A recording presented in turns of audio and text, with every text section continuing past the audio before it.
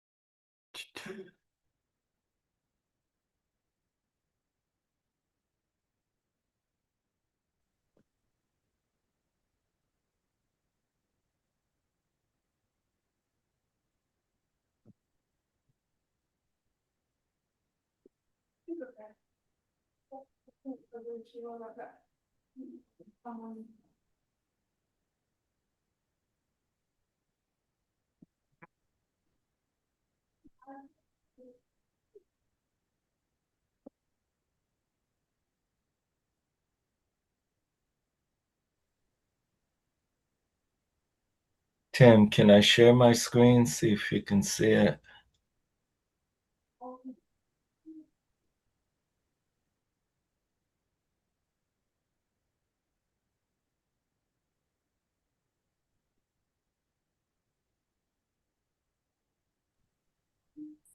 Yep, we got it.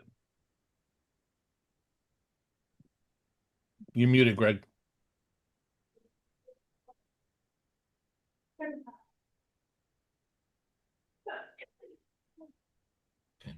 Yeah, can you see my mouse cursor? Um, yep, All right. And let me see. Can you see the animation here? yep.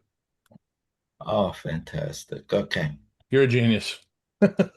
So, so it's all working out great. Yep.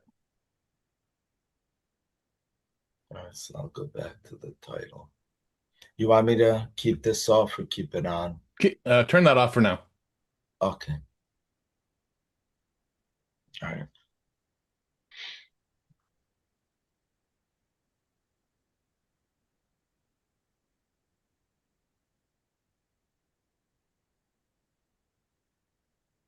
Boy, it's an honor. I'm the first speaker. I'm going to kick this party off to a good start. Yes, you are. Hello, everyone. Hey, Hey, Frank. Greg, how you doing? Good. All right. Let's make the best out of it. Oh, yeah, I will. Uh,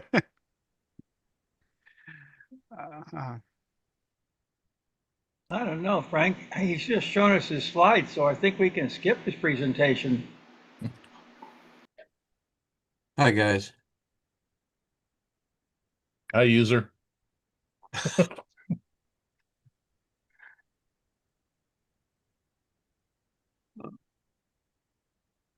Let's see. I see Frank. Hi, Frank. Hi, Greg. Hi, J. Hi, Fox. Ken. Ken, how are you? So is it hot as hell in Florida like it is up here? Oh, yeah. Yeah, it was 93 Fahrenheit yesterday and felt like 110 heat index. It's going to be, last Friday here in New York City with 100 degrees. yeah. Really? Last Friday, yeah. But then with 98 the next day on the 4th of July. Wow. Yeah. Yeah, it's really well, it's this super El Nino that's in here.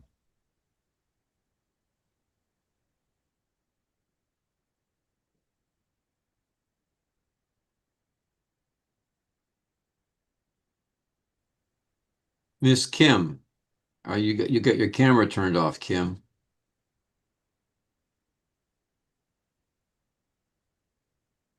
Oh well.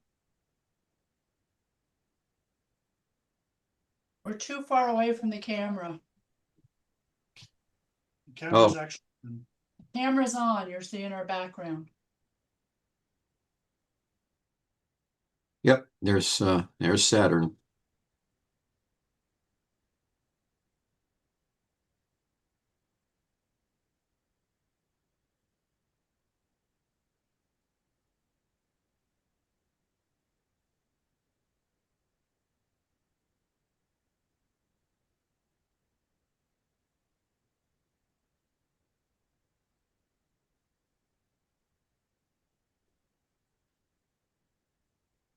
Hey, Tim.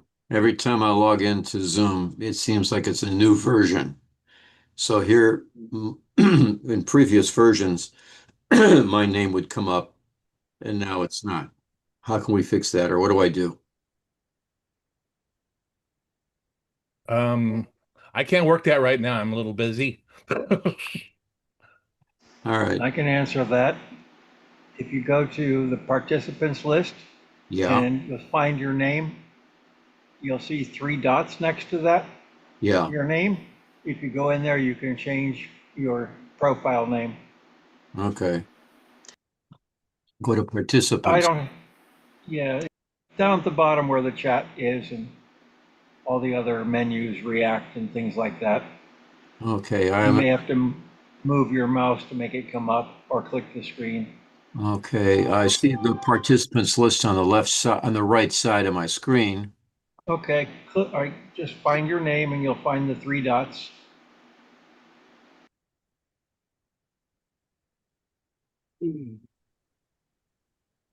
Alternatively, in my version, I don't see three dots, but I have a little tab saying more. If you There it hover says over it, rename. if you hover it over your name, it'll convert to three dots or just the more button. I clicked on the three dots for what comes up as user and then me in parenthesis. And it changes to the word pin.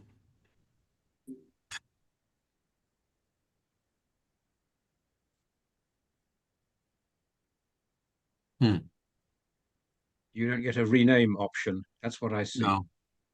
It just prompts me to remove the pin or pin. Yeah, right underneath pin is where I see rename. Okay, now I do. Now I do. Okay, let's see here. Yeah, sorry, I don't have a camera on. I've been doing a woodworking project downstairs and blew a breaker and you don't want to see me. Okay.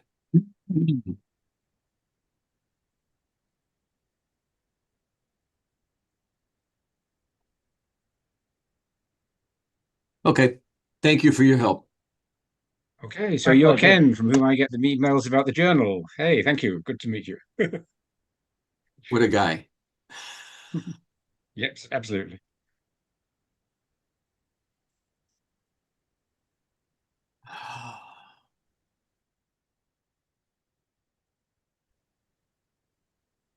All right, it's 10 o'clock Pacific time. How's everybody doing? Yay. Yay. Good. All right. Well, I want to welcome everybody to day one of our 2026 virtual conference. Those of you that don't know me, I'm Tim Robertson. I host the Observer Notebook podcast, and I'm also the executive director of the ALPO currently. To all the presenters for the next couple days, thank you very much for your taking your time, and I'm sure you'll make this conference a success. If you're currently watching on YouTube, and right now I think we have 12 people over there. Thanks for logging into YouTube. I'll be checking the questions over there, so you have the chat. So if you have questions, just type them in over there, and I'll try to relay them during the meeting. We just passed 1,000 subscribers on our YouTube channel, and that's a huge accomplishment. So I want to thank everybody for subscribing. And if you're on YouTube right now, see that little thumbs up button, just click that. That'll draw people more to our channel. And also, if you have not subscribed yet, please do so. Please make sure that you're muted during the presentations. There'll be a time for questions after each presentation.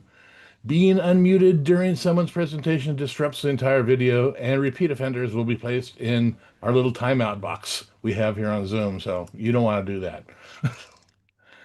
Let's see, we're going to be taking a break halfway through the sessions. I prefer you don't log off, but if you do, go ahead in between the sessions our break time that we have set up.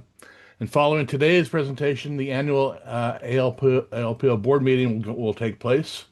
A separate invitation will be sent out to all the staff members for that. So that's going to go out after today's presentations. Day two's Zoom link will be sent out following today.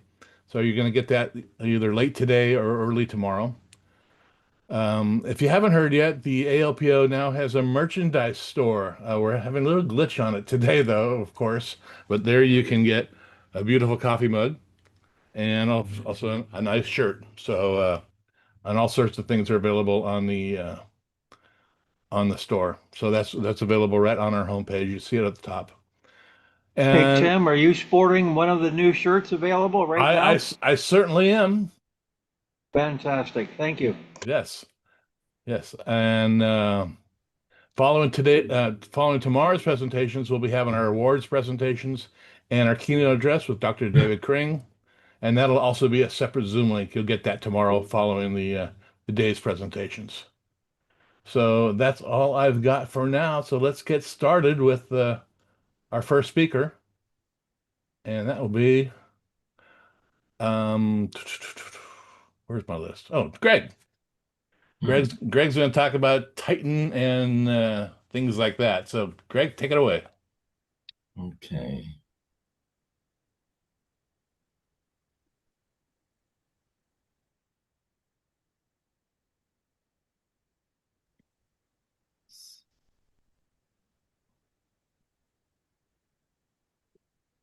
Okay. Can you all see my screen? Can everyone see the screen? Yep, seeing it, Greg. Go for it. All right, great, because I can't see myself. Okay, so a historic series of Titan shadow transits from 2025.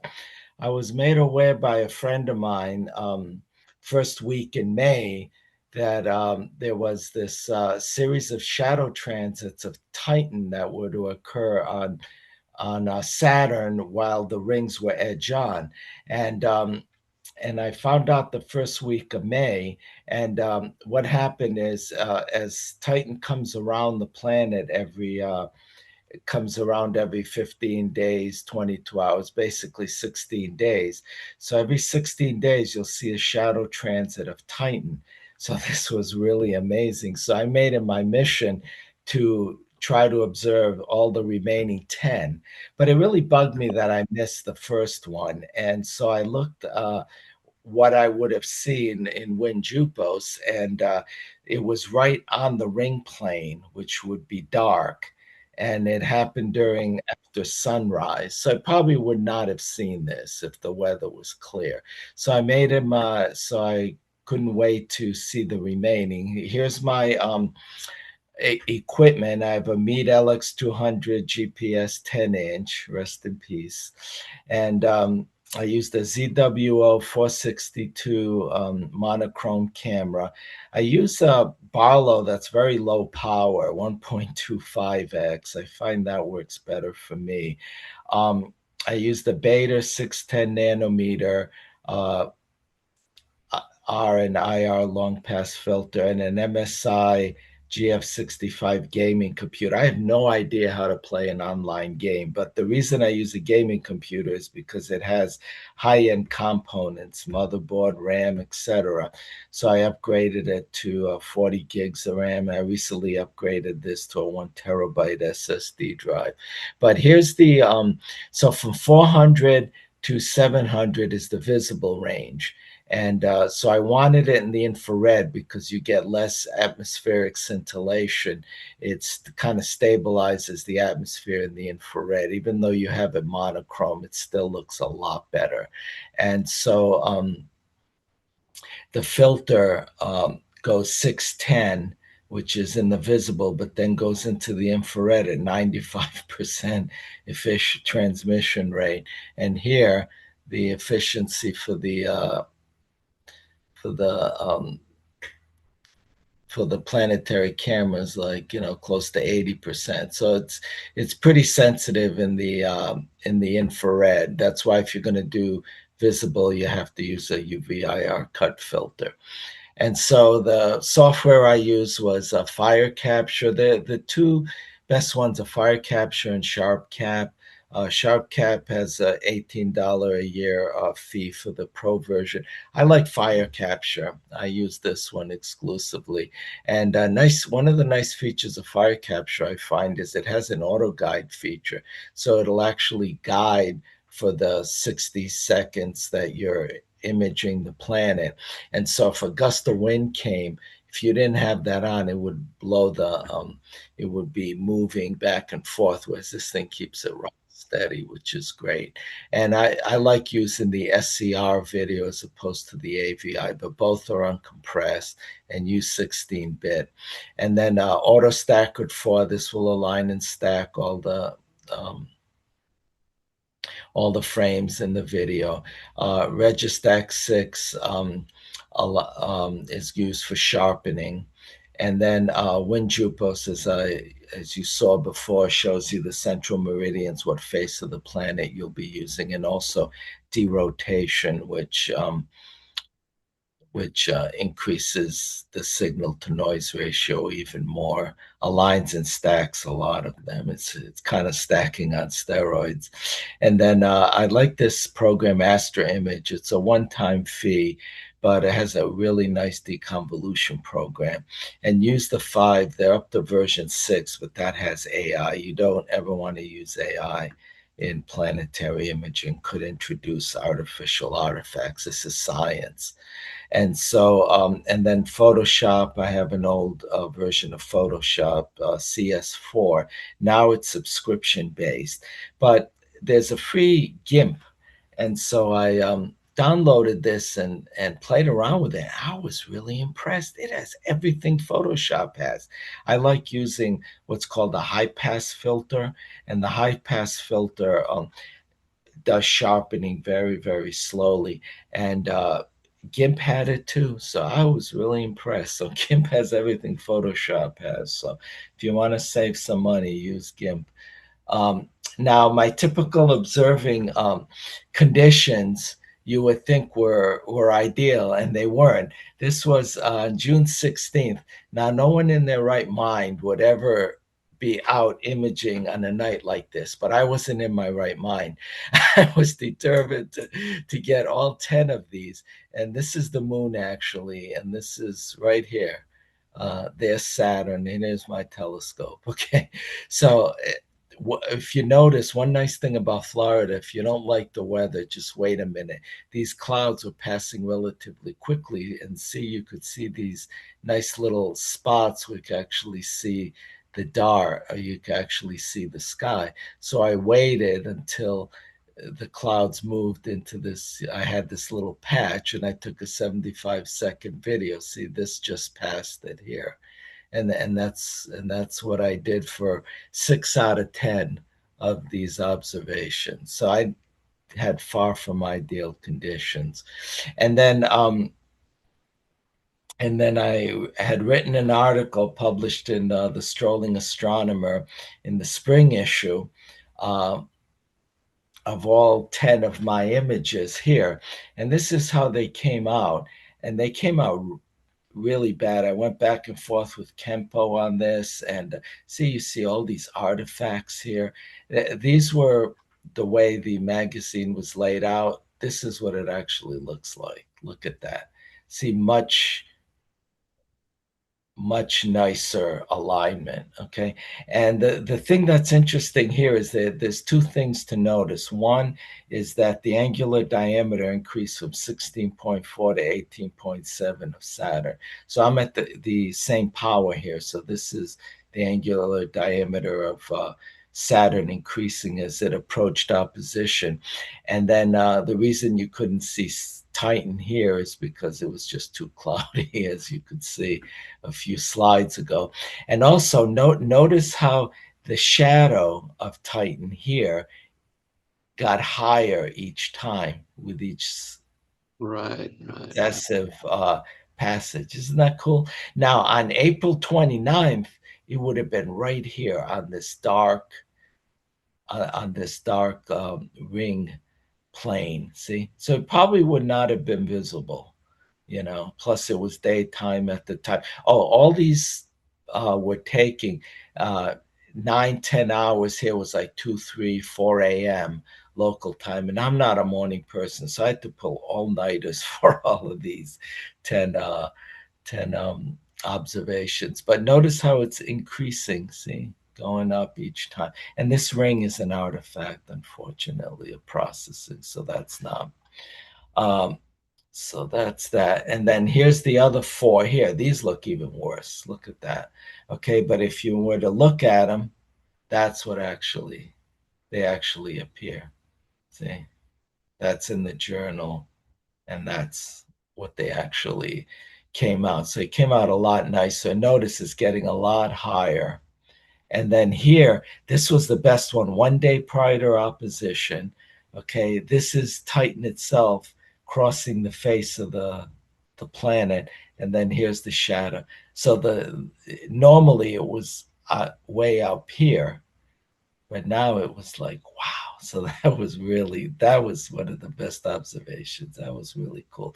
And then the last one on October 6th, you could just barely see it grazing there. See it? And that was it. And then it increased here from 19.1 to 19.4, and that happened at opposition. Okay, and so and these were my observing conditions here. 5 out of 10 would be average. So 6 and above is above, and then 4 and below, 4 out of 10 is below. And here you could see, look, pour through clouds, through thick clouds. Okay, so these were not great observations, but however, they did come out pretty decent, which was amazing. The saving grace on all of this was the fact that the seeing was above average. So even though the clouds, the transparency was poor through the clouds, the seeing was good. There was not that much scintillation. So when I aligned and stacked, you got a really nice stack. The canary in the coal mine and stacking is seeing the shadow perfectly round, circular, not oval like a football. Okay. So that's the nice thing. When you have it perfectly round like this, you know you have good alignment. See? And so, and then I took 75-second SCR videos, and I took 49 on this day, 28, and then I lined and stacked, and then derotated, and then the number of templates I submitted to ALPO and the Planetary Virtual Online Library were 6, 5, and you can see here. So I took over 5 months, I took 605 videos, a total of 75 templates, and 978 gigabytes, almost a terabyte. Thank you very much. Yes, sir. Okay. Yeah. Yeah. And It now, was Dr. Schmidt. yeah, and now I looked up on the Planetary Virtual Online Library. I'm up to 925 images that I've submitted to ALPO. All right, of all the planets, and I hope to make 1,000 by the end of the year. So, but I'm up to 925 so far. All right, so this is my data reduction here, and then these last 4 were it was perfectly clear skies. So I decided to do. I could see the ingress and egress here. When it first entered and first came out, and then I have more than this, obviously, but this kind of shows it going all the way through. Isn't that cool? And then I made a. Can y'all see the animation from that? Yes, Can sir. you see? Yeah, you can. Okay, good. So this is the animation for August 19th, and here's the templates here. So I submitted each of these as a separate template, but then I combined them here. And here it is. And then this one has a unique story because I remember the night before 11:30, it downpoured rain. So I figured I'm going to miss this on September 3rd. So September 4th came, then around 1:30 a.m., the skies just cleared up perfectly. So I missed the absolute entrance, like 30 minutes. And then here, the sky is completely clouded up. So I missed 30 minutes of the egress. And then there was another moon here that was going to transit too. But I would have stayed up all night and got the transit of this moon too. But it completely clouded up at that time. But it cleared for just the right time to get the shadow transit of Titan, which was the goal. So here it is. And now this is the best one where you can see Titan just touching. There's the shadow, and then it's coming in. And that's Titan, that's the shadow. And then here, see, notice the scene was not good here and here. All right, it was much better here. And then here's the animation. Isn't that beautiful? Oh, that is so cool. And then here's the last one on October 6th. You can just barely see it. See it there, just grazing. And then here's the animation.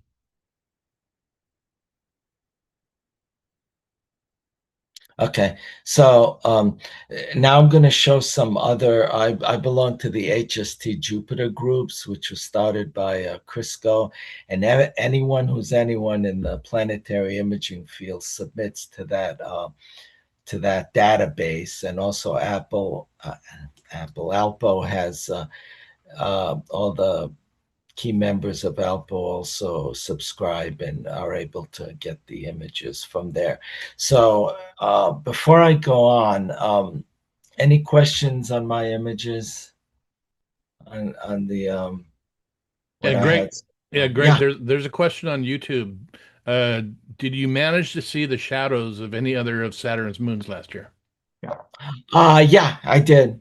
Dione and Tethys. Yeah, I did, but they're so tiny compared to Titan. It's just a little dot, and you really have to have really good seeing to even see that little dot. But I was able to get it.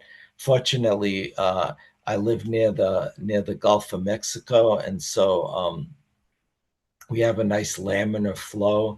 And so overall, the seeing in Florida is usually average to above average. So we're fortunate in that respect. But yeah, I did. I saw Dione and Tethys, but they're really difficult to see. And Mike Caracas also got Tethys. He'll show you later. So I got permission to show these. This is Mr. Rivera from Puerto Rico. He submitted this to the HST Jupiter group. So I want to show some images of other of this transit from other imagers. So he's got a 14-inch scope, which is good. So here's the grazing one on October 6th. And then we have our own Frank Melillo. Take it away, Frank. Tell us about your images.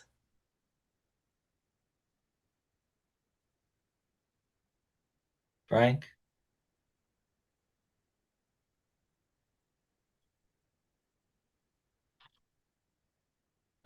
I know he's on. Okay, so these are Yeah. Frank's images. Okay. All right, go ahead. Yeah, I'm sorry. I got a dog bark in the background. Okay. So tell us about your images. Like, how was the sky conditions like, and Yes. any issues you had in obtaining these? Yeah, just quickly, the December 2nd, December's transit was we're taking in daylight before sunset, and so I was lucky enough to catch Saturn in daylight, and in order to capture the Titan shadow on Saturn day, you can see it at the beginning, right along the southern limb here, and you can see just uh, barely detectable here, and you can see here. And down here, this is Titan transit, I believe. If we're taking no, this Titan transit and shadow. Yeah, as you can see, it's a little easier. The sky conditions is a little bit deteriorated at that time, but this is much better there. And so this is the earliest events of the Titan shadow. Just start here on along the southern limb, and gradually, of course, at the axis tilting, you can gradually, of course, along Saturn's latitude. Yep. All right. No. All right, because I wasn't aware that there was a shadow transit of Titan in 2024. I just learned about but the nice thing about that was the series was, you had 11 of them all at once. I mean, it was amazing every 16 days. Yeah. This is one. Yeah. This is one of the earliest Titan Right. shadow transits started here. Right. Okay, and here's July 18th. Yeah. You know that again, it's taken in daylight. This is during the twilight, and this is when sunrise, and this one in daylight is already progressive. This is about almost an hour after sunrise, and you can see the background start to get a little washed out, but still, the Titan transit was taking place at that time. Luckily, the scene was okay. This is color, and this is two of black and white.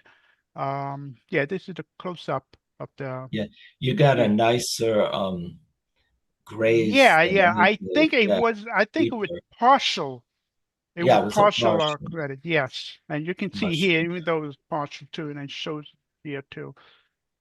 Yeah, Okay, and then here you made a, so you have south up. I had north yeah, up. yes, So that's yes. why it looks different Right, than yeah. my images. Yeah, Yeah. you can Is it see here the it's shadow. up in the bottom Yeah, too? yeah. There's something in Yeah, the on the bottom. bottom Right, instead yeah. of, You can barely. yeah. This is October. This is the very last Yes, the transit very event. last one. Yeah. Yeah, You have to yeah. have good seeing to get this. It's Right, got- yeah. Mm. If you notice carefully, if you see the white spot here, I don't know if you can see. I don't, yeah, right over here.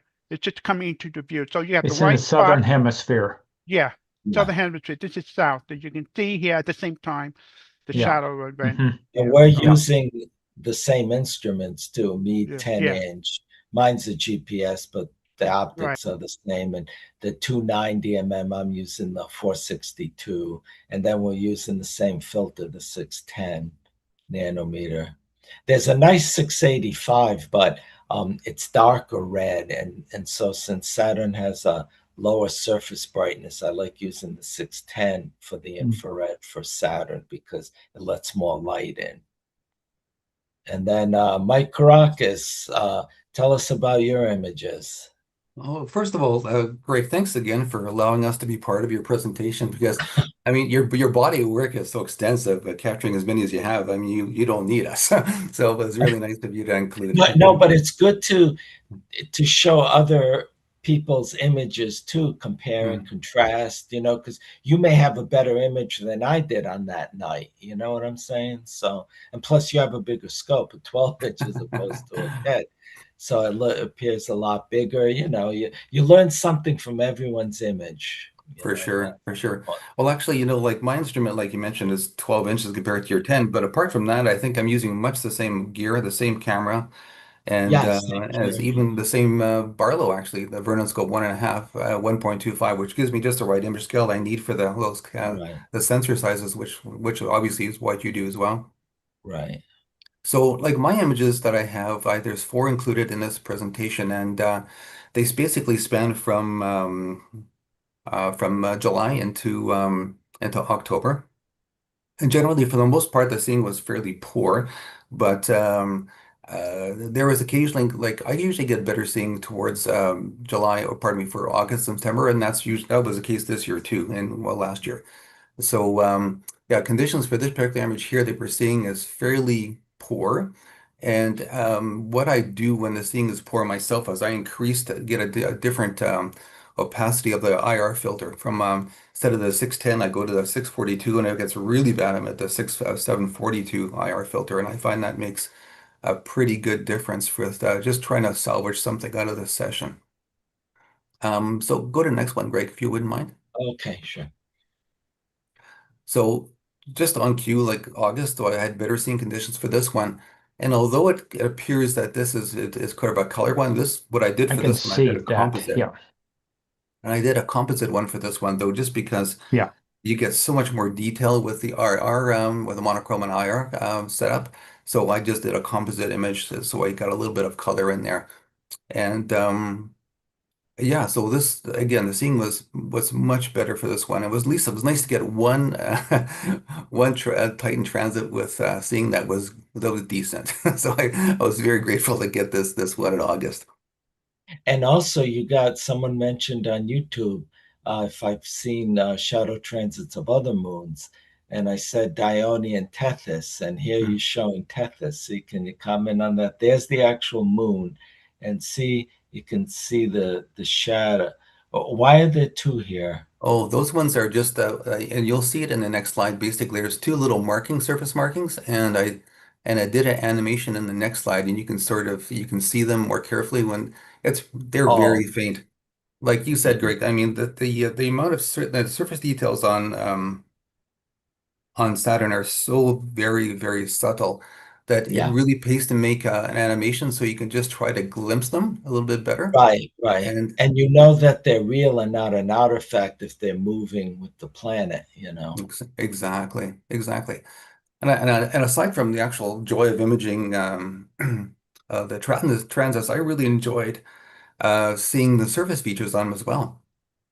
So that was, and you see this one here, you see that white, there you go, you got the white storm right there, right? Yeah, Yeah, I yeah. didn't mention that before. Yeah.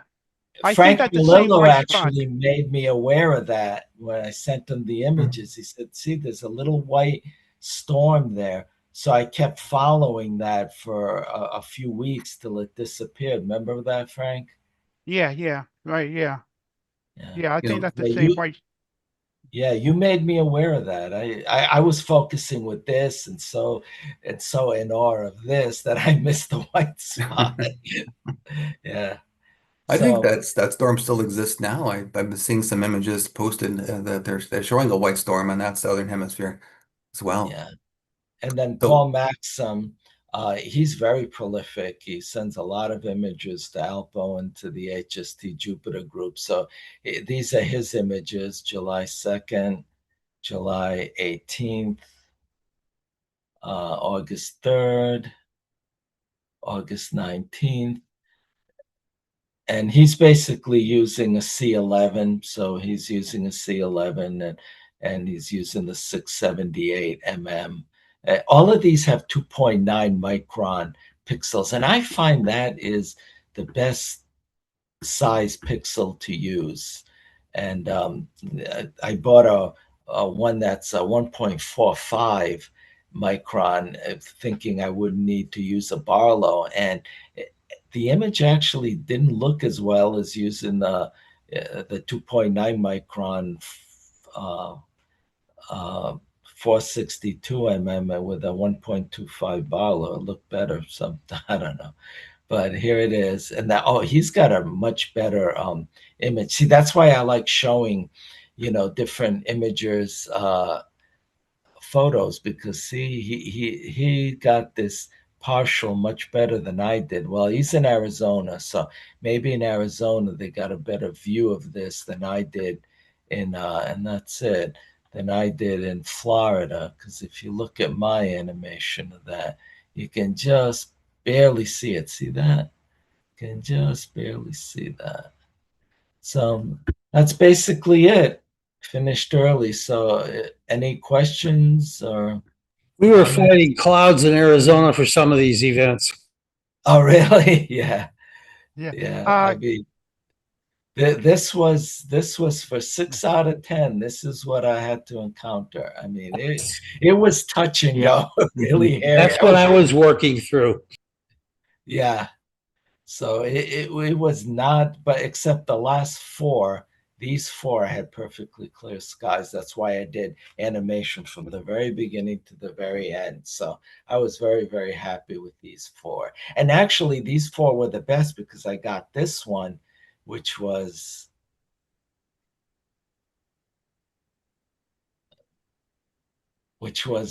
Titan right crossing the shadow along with Titan crossing the disk of Saturn along with the shadow, instead of being up here. Usually it was out in space. So that's really cool. Yeah, Greg, I just Yeah. wondering, on the September 20th event, Yeah. you can see Titan and the shadow at the same time on the disk. I tried to see Yeah. whether or not the shadow is a little larger than Titan itself, but I think it's because of the blurry edge of the shadow. It may appear Oh larger yeah, than yeah. Titan itself. I Right. don't know. Plus you got that little halo around it. That's Right, an yeah, exactly. And is I don't know, you can see that Titan's a little lighter than the shadow itself. So you can Yeah. see Oh the yeah, shadow yeah, is it is. pure Yeah. black than Right. The Titan. shadow's Yeah, pure black, and that's a little lighter. Yeah. yeah, But it was cool to see Saturn's rings edge on, because you got a lot of shadow transits that normally you don't see on Saturn. And I love shadow transits. Every time there's one on Jupiter, I'm always imaging Jupiter. I love shadow transits. It's just cool seeing it from very beginning to very end. And when I do a shadow transit of Jupiter, I just don't do one snapshot. I see a lot of people in the HST Jupiter groups, they submit, one shadow transit of Io or Ganymede. I will have like at least 8 to 10. I have it from the very beginning going all the way through to the very end. So Yeah. I like doing the whole sequence, you know. Yeah. And secondly, I just want to point out that we were very lucky to see this Titan transit this past season.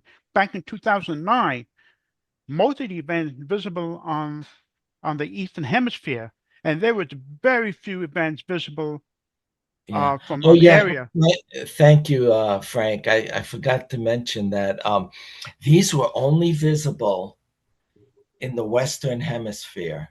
So these were Right. only visible in the Western Hemisphere. So Dr. Rogers, unfortunately, in England and Europe and Africa and Australia and the Philippines, they didn't get to see this, unfortunately. Would have been nice if everyone could have seen this at a different time, and we would have had a lot more data, but we could only see in the Western Hemisphere. And Yeah. and like I said, I went wild with this and got all this data here, So That's great. Yeah. that's why I call it historic, because it won't happen again till 2040. I'll be in my early 80s. I hope I'm still around, and I hope I can still lift my telescope because The as only you can thing I see, can suggest is take vitamins.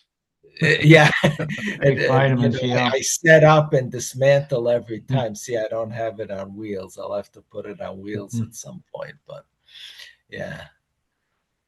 That's So any great, other Greg. questions? Greg, can you hear Yeah. me, Greg? Can you hear Yeah, I me, can hear Greg? you. Yeah. For the first time, I believe it was Chris Go imaged a shadow transit of Jupiter, but what was interesting about his image was I Yeah. can actually see the umbra and then the gradual penumbra. Oh, wow. Now, have you been able to get that with Titan? That's what I'm looking for. Yes. Well, look at my images. What do you see that at all? I mean, Yeah, I can't here. tell. Yeah, I know I can see Titan, here but are 4. Well, here's the first 6. All right, yeah. here they are. See, there's a white ring around the lower left one. Yeah. See, this ring is an artifact. That's an So artifact, yeah. yeah, it's an artifact. And somehow I Because I think asked Chris, the HST Jupiter groups on that. I go, is that an artifact or is that real? We're seeing like 3 dimensions. They said, no, it's an artifact. yeah. So, But somehow Chris got rid of that. So I don't know what he's doing to bring that out. oh, okay.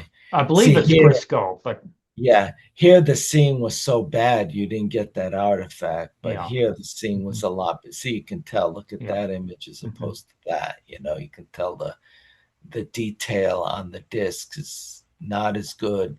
Here it's a lot better, and here it's much, much better. And here where it was perfectly clear, you can see a lot of the zones and belts. You can see a lot of detail in that, So, well, thank you.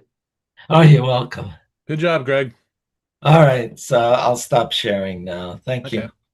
I just want to say that Greg's presentation leading off this whole thing really is a fine example of the motto that we've adopted within the ALPO, which is from stargazing to science. Science, yeah, exactly. And that's what we've done. We take stargazing images and turn them into science. Yeah. And I actually put this presentation together in October because it was all fresh in my head, and I gathered everyone's images. And remember, Tim, I sent it to you. I said, I want to give this in the July 2026 a year ago. Yeah. And he said, you're the first one. Talk to me in 6 months. Yeah, I think that's what I said. Yeah, that's what you said. Talk to me. But I had this presentation ready in October 2025. Well, it was still fresh in my mind. Yeah. Well, that was great. Great. All right. Next up, we have Frank Malillo, and he's asking the age-old question: what's up with Mercury in 2026? Frank, you're muted. I remember that. Okay. All right. Tim, luckily, early this week, I had a power failure, and I hope it won't occur Friday, which is today. And so we had a power back less than a day, but hopefully it's not going to occur on Friday. We had a storm early this week, and hoping it's not going to be today. So it worked out okay. But anyway, so hi everyone. It's really a pleasure to be here, and unfortunately, we don't see in person, but I hope one year coming up we all can see in person. So during the next 20 minutes, I'd like to present now what's up with Mercury 2026. So this is just about what I have been doing for the past year, the observation I received for the past year, and so forth, how the others doing to contribute to the Mercury session. Frank, can you do it in presentation mode? Oh, yes. Yeah, oh, okay. Yes.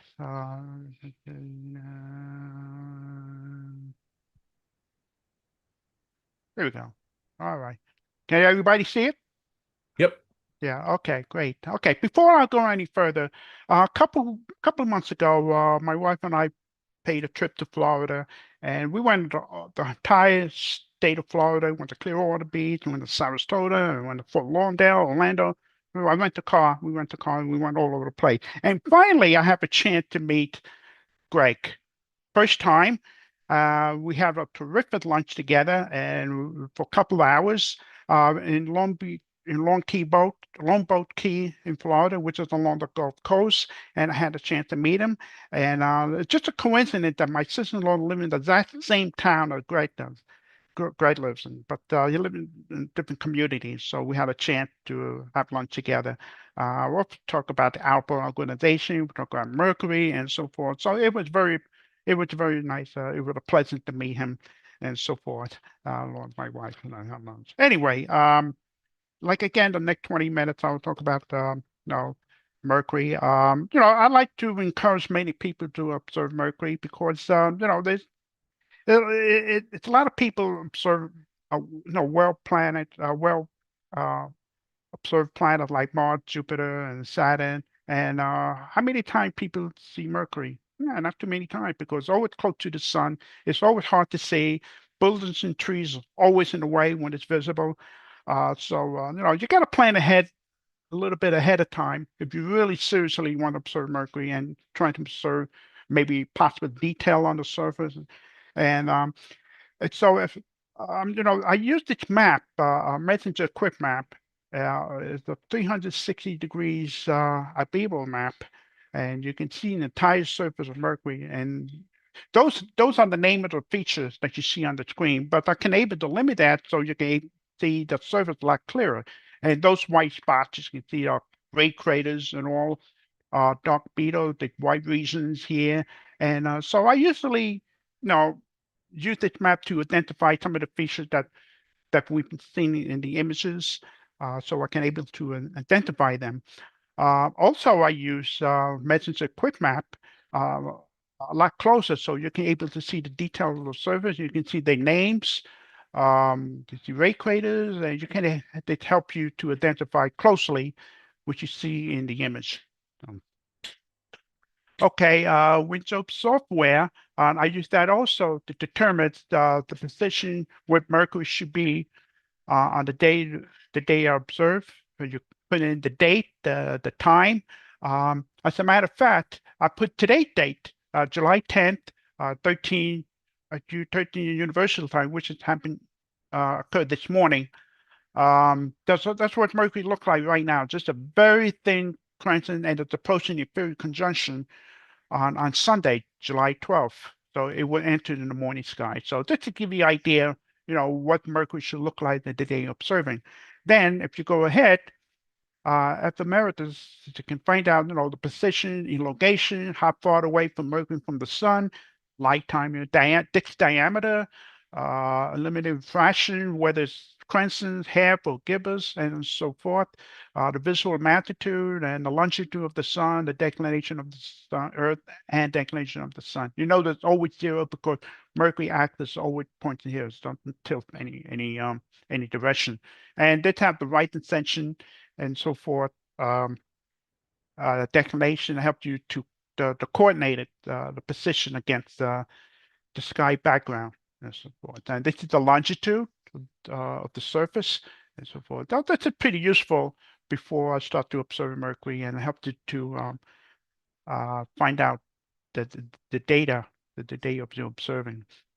Okay, I'm going forward. Here's some observation for the past year, and this is almost a year ago, last August. You can see Mercury crescent, which is very, very hard to get because it's a lot fainter and more close to the sun. But on the right time, that were taken in daylight. You can see the background a little lighter, and they're taken with atomic planet, flow planet 642 nanometers, the red filter. Of course, I put information here and the position of Mercury and the date. The percentage of the crescent is 28%, and the diameter, the north at top, the west to the right, sky, our sky right. And this is the basic information I put down here. The time and so forth. So this is the Windsof's messenger stimulator. So this is what Mercury should look like the day I was observing, and you can see almost very similar to what I see here. Of course, now 2 weeks later, August 30th, you can see how rapidly Mercury moved from crescent to nearly full in 2 weeks period. So it moved very rapidly. Now you can see it's almost full. Now you can see more detail there because when it's gibbous like this, it exposes much of the surface. And you can see the ray craters there. Those ray craters right here, the two here. Here, this is the most, I think it's most visible ray crater element. Now this one here, this is Debussy. This is the most intense ray crater here, but it's very along the limb. You can barely see here, and you can see some other feature there. And I made a short animation for 2 week period, as you can see from crescent to nearly full. And you can see, actually, you can see the orbital rotate as Mercury going around the sun. And this is the motion as Mercury going around the sun here. And you can see the advance of the terminator over here. So this is seven image. So luckily the seeing condition was pretty much above average. So luckily I got able to get a shot like this. And so also Clyde Forster from Africa, he did some incredible images. Of course, his locations lie near the equator, so Mercury's always always clearly visible from the area because the ecliptical is much deeper than most area. So Mercury's always appear higher in the sky. Of course, he's taking the daylight after the morning twilight, and so and he can barely see some of this stuff. He did for taking with the C-14. I hit my shot from last December. Of course, Mercury is much lower in the sky because of that time of the year, and you can barely see some of the features here. See here the dark feature. I think it's remember offhand, whatever. Yeah, and this feature here. Okay. Soho coronagraph image the sun on January 29th, and you can see that the purpose is to detect corona mass ejection from the sun. And over here, this is the actual disk of the sun, and they have the occulting disk here, so they can concentrate the surrounding area of the sun when there's on the corona, when there's the mass ejection or some kind of flare eruption. They can able to study the element that shoot out from the sun. But at the same time, we have those planets in the background. And here's Mercury, it's Venus, and Mars. And also, they are on the far side of the sun. And so very rarely you get three planets together in one shot. Yeah. So Mars is just past the conjunction. This is the morning side. And Venus and Mercury just past the superior conjunction, and which enters the evening side. So they're both on the same side. The sun on the left side, it's the evening side, the morning side. So I think it's a cool shot to see two planets together. So. Okay. Also, that my friend of mine, he went to the Winter Star Party in Florida. He took the night picture of the crescent moon and nearby Mercury, which is right here. I think there was an occultation somewhere. I don't remember exactly where. there was an occultation, and this is a near miss, so he didn't get a chance to see any occultation. I think it wasn't occurred in Florida. I mean, I think it's somewhere further south. So this is pretty close, and so Mercury is barely visible with the naked eye with the crescent moon. So that's a very nice attraction to see that. I hit another shot from last April. Again, you can see some of the features here. It's just strange. This is taking the morning sky on the morning side because the ecliptic is very shallow. I think from the northern hemisphere when Mercury morning position in the spring, and it always appears low in the sky during the twilight. But as it gets higher, it gets pretty high in the sky with respect to the sun, and when it gets close to the meridian, it's pretty high enough. But the idea is that the elongation is much further up because it's occurred when Mercury's on the furthest point away from the sun, so it can go as far as 28 degrees of the sun in the morning twilight. So even despite of the low angle eclipses, I think from the northern view, but the plus side is much further away than you normally see during average elongation.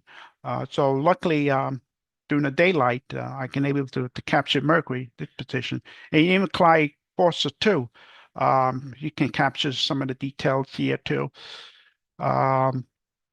Then, okay, this is last month, June 5th. It was in the evening sky, and luckily there was Venus nearby, and I used Venus as the guide to find Mercury in daylight. They were taking daylight about an hour before sunset, and I catch Venus first. I set up the coordination, right ascension and declination. Then I got the Mercury coordination. So I got Mercury and I got Venus first and make sure it's focused. And once you get it focused, don't touch the focus knob or something like that. Then I set up the coordination, and that helped me to determine how far I have to swing the scope over to where Mercury should be.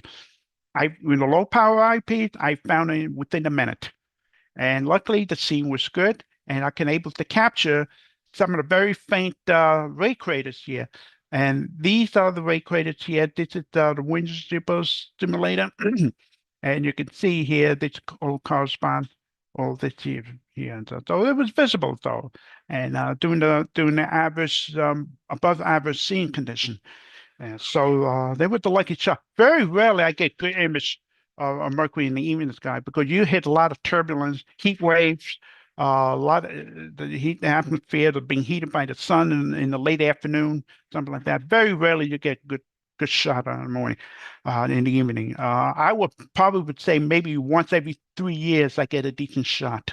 Yes, once every 3 years. But in the morning it's nothing comparison to the morning apparition because you're guaranteeing stable atmosphere, cooler temperature, and it's much stable. And you can, and the sky, of course, is much clearer in the early in the morning than late in the day. So that is the lucky shot I did here.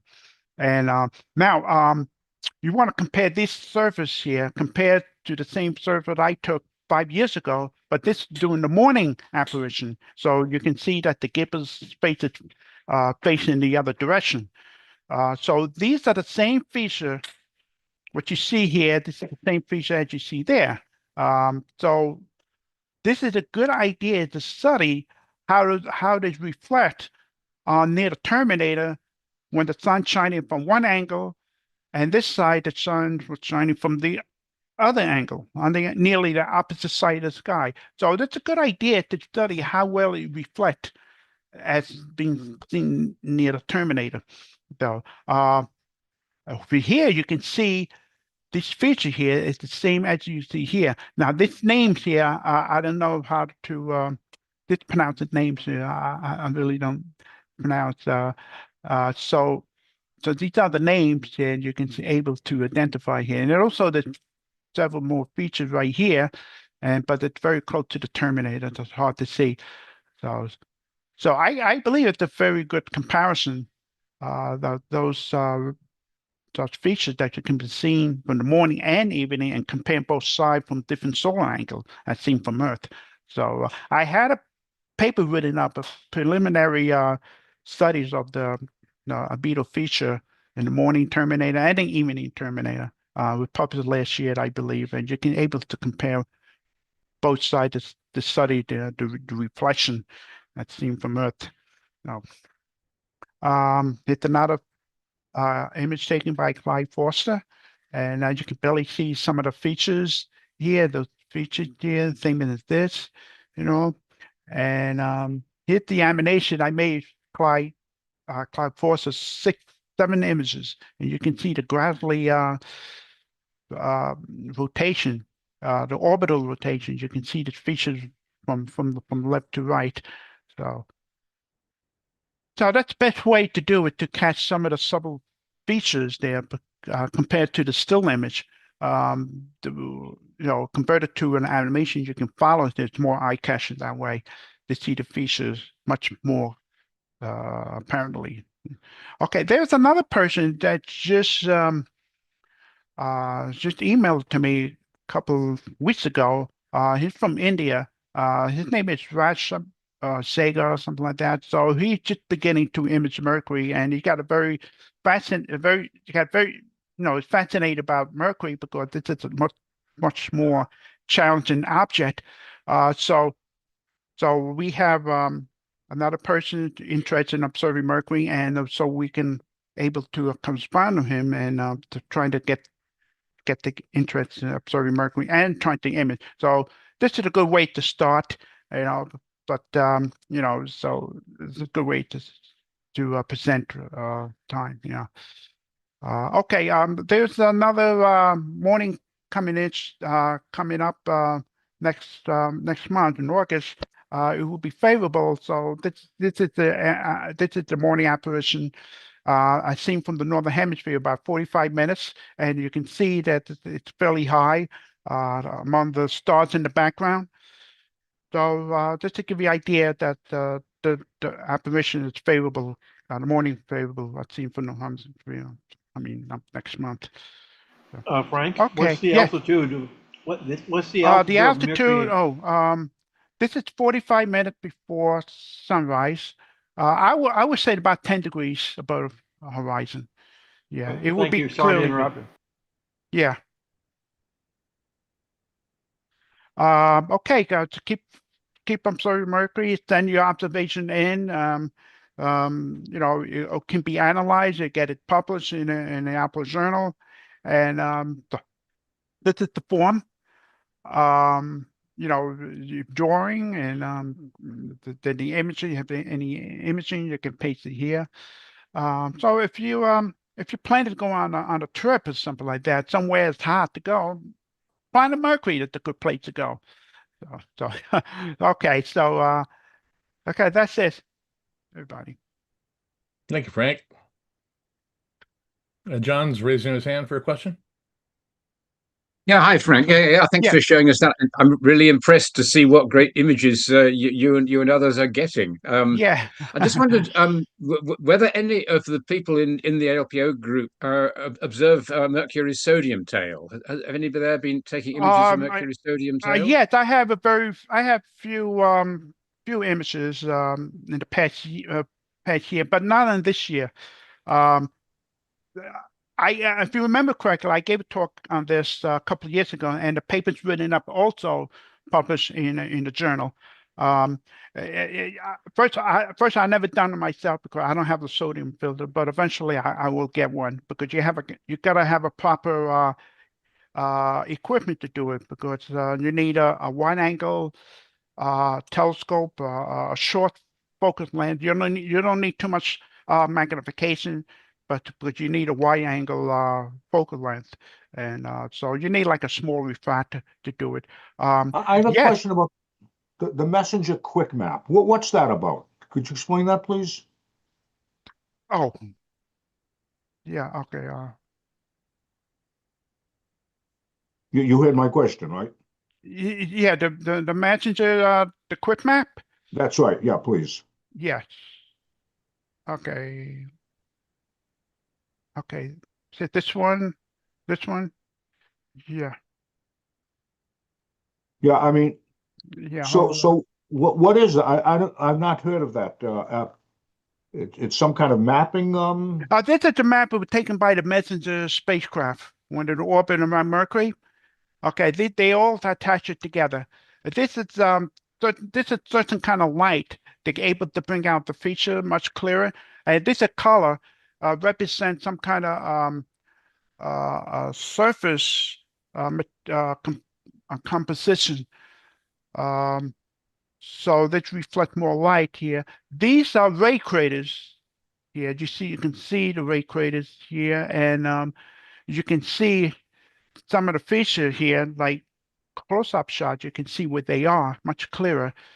Uh, yes, this is one of the nicest maps to look at it. The coloration that bring out certain feature.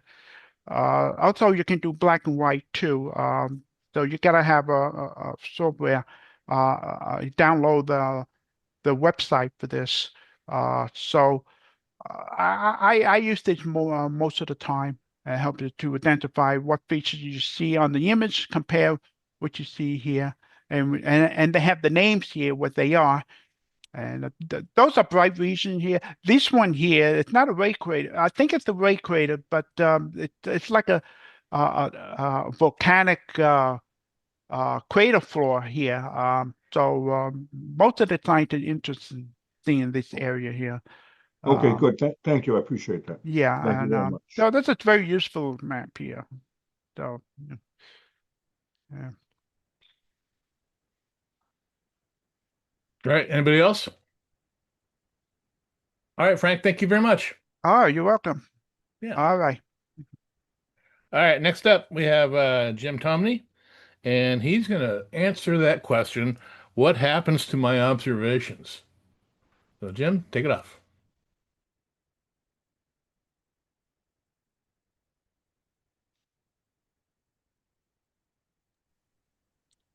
Let's try that again. I had to get myself off mute first.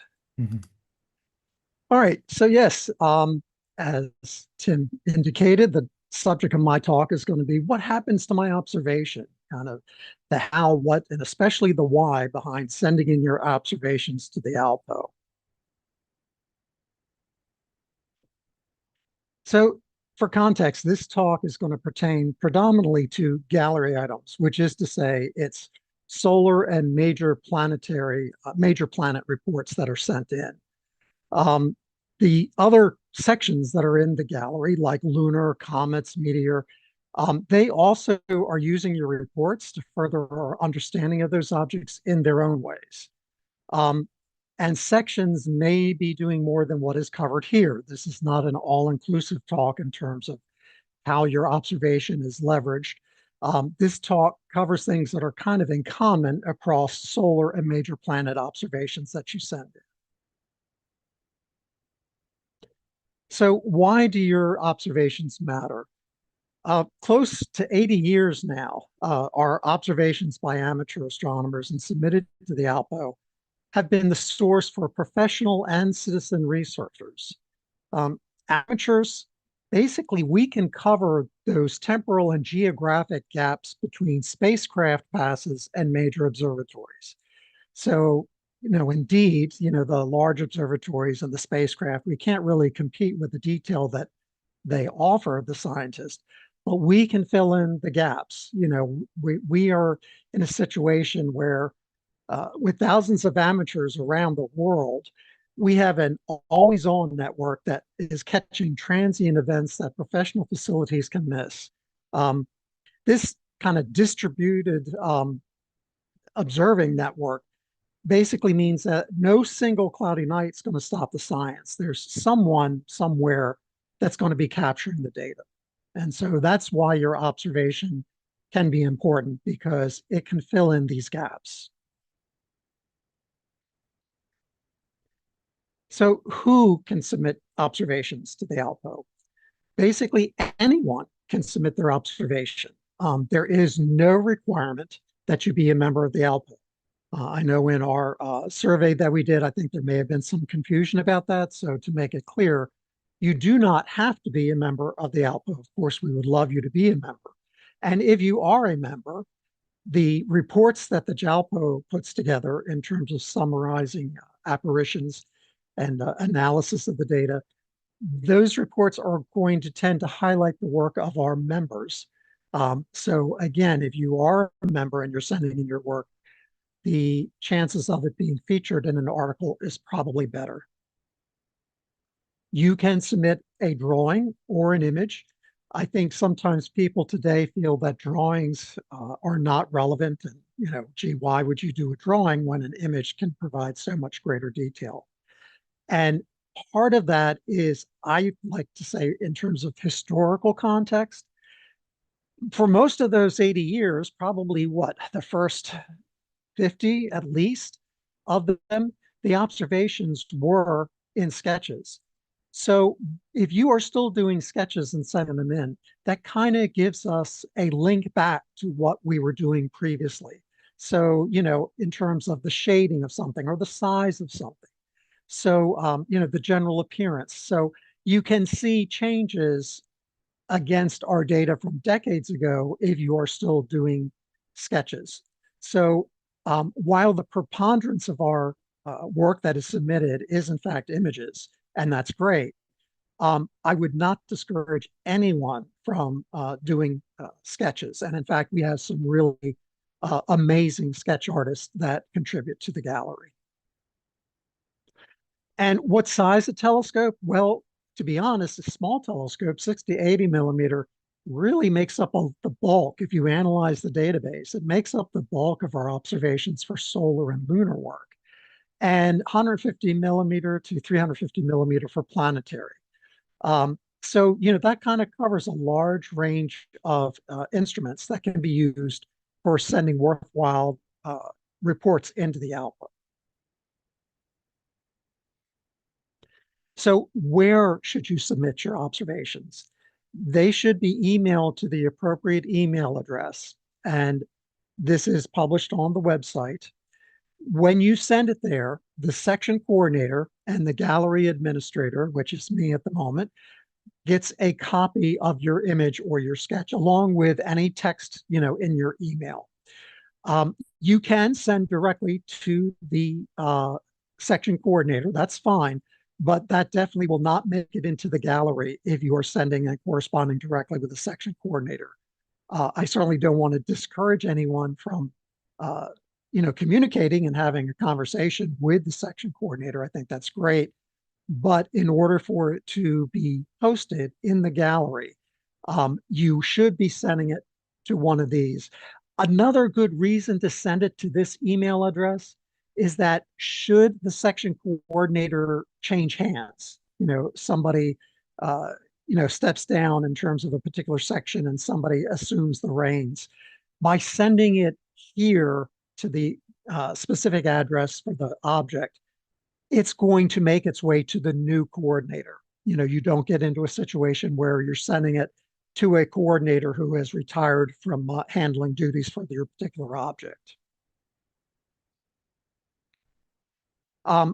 Ideally, some people embed their sketch or their image in the email. It's usually better to send it as a separate attachment. And an important note here, if you are posting to the groups IO, there are still a couple of groups IO associated with the ALPO, I think Mars and Solar. Be aware that, and Jupiter, and be aware that simply posting to the groups IO does not result in your observation being put into the gallery. I would assume that the section coordinators are looking at their own groups IO. I can't necessarily speak to that. I would think that's a pretty good assumption.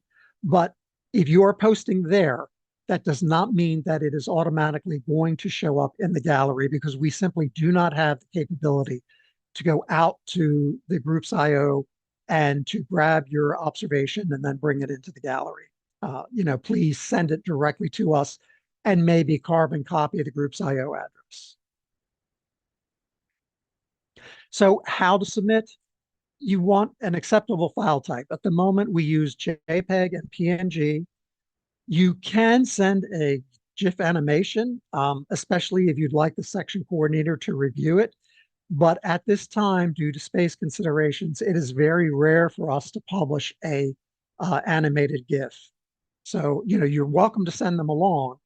They can be of interest, but they're not going to be published in the gallery for the most part. And part of that, as I mentioned, is going back to a file size limitation.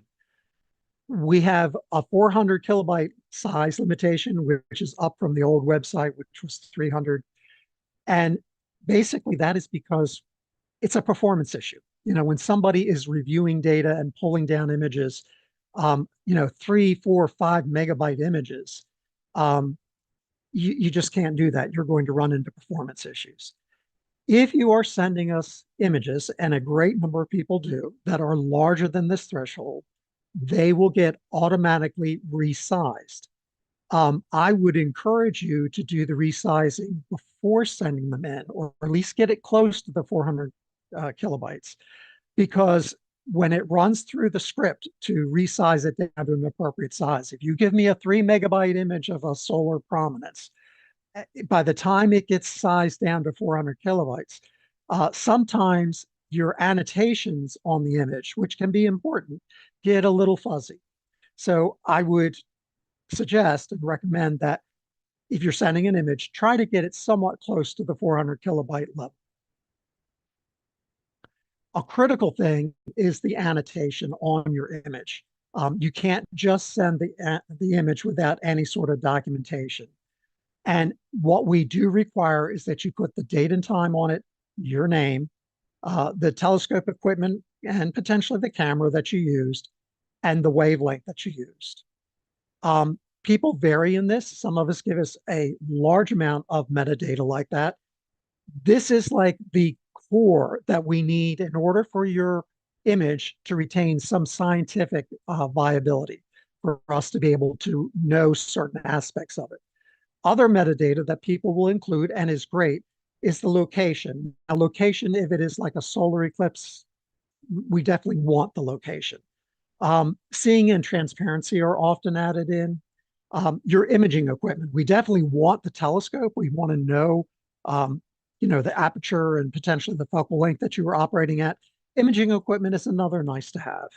A lot of folks will put the central meridian, or which Carrington rotation is involved. Some people will also put the feature, especially our solar observers, and I appreciate when they do this. If they are looking at an active region, a sunspot, they will annotate what sunspot number it is that they are featuring in their image, and that's great. So again, here's an example of a sketch on the left-hand side, a beautiful sketch, and the submitter has provided us with all of the necessary information in terms of this particular sketch to give it the scientific value. Over here, we have a composite where the person has submitted both a RGB and an infrared image of Jupiter. And again, a little less information than the individual with the sketch, but all the main things are on and annotated on his report here. So 2 really nice examples of work that has come in. Another important thing is we would like you to name the file when you send it using a particular convention. We get variations on this. Sometimes people will put the planet name out front here, and sometimes they'll tack on other stuff here. But we would really love to see the core take this form. So you start off with year, month, day. And I know that in Europe, you guys do it different than we do it here in America. The reason, and I don't think anybody does it normally this way, the reason we like year, month, day is that this is then sortable. Okay, it sorts very nicely. Then we want your universal time, hour and minute, and there is no colon in between there. And then if you want to include tenths of a minute, so this is like it would be a value from 0 to 9 to represent the closest tenth of a minute. Your observation name, it can be your full name, it can be your abbreviated initials, just something to recognize your name as that this is your observation. And then finally, it helps to have the wavelength included in the file name. So here is an example of somebody that did everything just perfect. Year, month, day, time in hour and minutes, fractional minutes, their ID, and the wavelength. That's just perfect when we receive something like that. All right, so you've gone through all of this and you've sent us the your report. So we've got it. Now what's happening? What happens next? Well, there are various paths, various outcomes based on the target. If you've sent in a lunar observation, then David Teskey is going to look it over, may very well provide some feedback to you, and he's going to upload it to the gallery. And he has his gallery set up with Ruckel's map. So if you've observed something in map 30, you will find that there is an R-30 album out there where you will see your report. So David takes the time to categorize and make sure that it goes into the correct album that has a little segment of features of the moon. Of course, he also is authoring the monthly Lunar Observer, and a lot of times the work that you submit to David is going to end up there. So not only in the gallery, but there's also an opportunity that your observation will be used in the Lunar Observer, especially if you're contributing on one of the objects of the month or things of that nature. I know David will assemble that together into a larger report on that particular feature. If you're sending in a photograph of a meteor, Bob Lunsford is going to look that over again. He may reach out to you for comments or additional information, and he will upload it to the gallery himself. Basic categorization of our meteor shots is that they are based on the showers. So it might be a sporadic, or perhaps it's a Perseid or a Geminid or whatever. And so we do classify the meteor images according to their shower. Again, it can be used in reports that Bob may do in the Strolling Astronomer. Also, it can be used as a feature image, because the meteor section, if you go out to their section, they have a feature image of a really outstanding or cool image that came in. So it may end up being tagged and used in this capacity as a featured meteor section image. For comments, these are sent in, and Carl Hergenrother will look them over. Carl, I think, is very active in terms of corresponding with folks and keeping the comment section definitely one of our more active sections, up to date. Carl then also uploads to the gallery, where you can then, the way that the comet gallery works is you kind of go by comet name, and then you get to see the individual images associated with that comet. The file name provides comet and observer indexing. So Carl has a unique naming strategy for the file name, which again helps to capture some of that metadata so that he can retrieve images for a particular comet. And again, like other section coordinators, he'll use it in his reports. And also the comet section has their own featured image, and it could appear there, or it could also appear in Carl's monthly ALPO Comet News. So again, your work that you're sending in is being reviewed by these individual section coordinators and being used by them, and sometimes may be featured. So for the solar and major planets, again, the section coordinator will review your submissions. Sometimes they will reach out to you, especially if they have a question or a comment about what they're seeing. It could certainly become part of a JALPO report and an apparition report. When your report comes in, we assess it for whether it can be included in the gallery. So your image or sketch is always going to go to the section coordinator, whether or not it's suitable for the gallery. If you're a new contributor, you go into our database. So we will put in here, some little bit of biographical data about your email address and where you reside. And then for each telescope, we also add an entry so that we have kind of like a profile for the work that you're sending in. If you have not adhered to the guidelines, and the guidelines are available on the website, which basically are, the file name, the file size, the especially the annotation, putting the important information annotated onto the image or the sketch. It gets rejected. If there is time, and probably better than 50% of the time I have the time, I will send you an email back saying, thank you for the image, but you've missed this or that, and give you an opportunity to correct it and send it back in. So once it passes, then what we do is what we call indexing. Indexing is basically pulling out information about this image or this sketch so that it becomes associated with this image or sketch.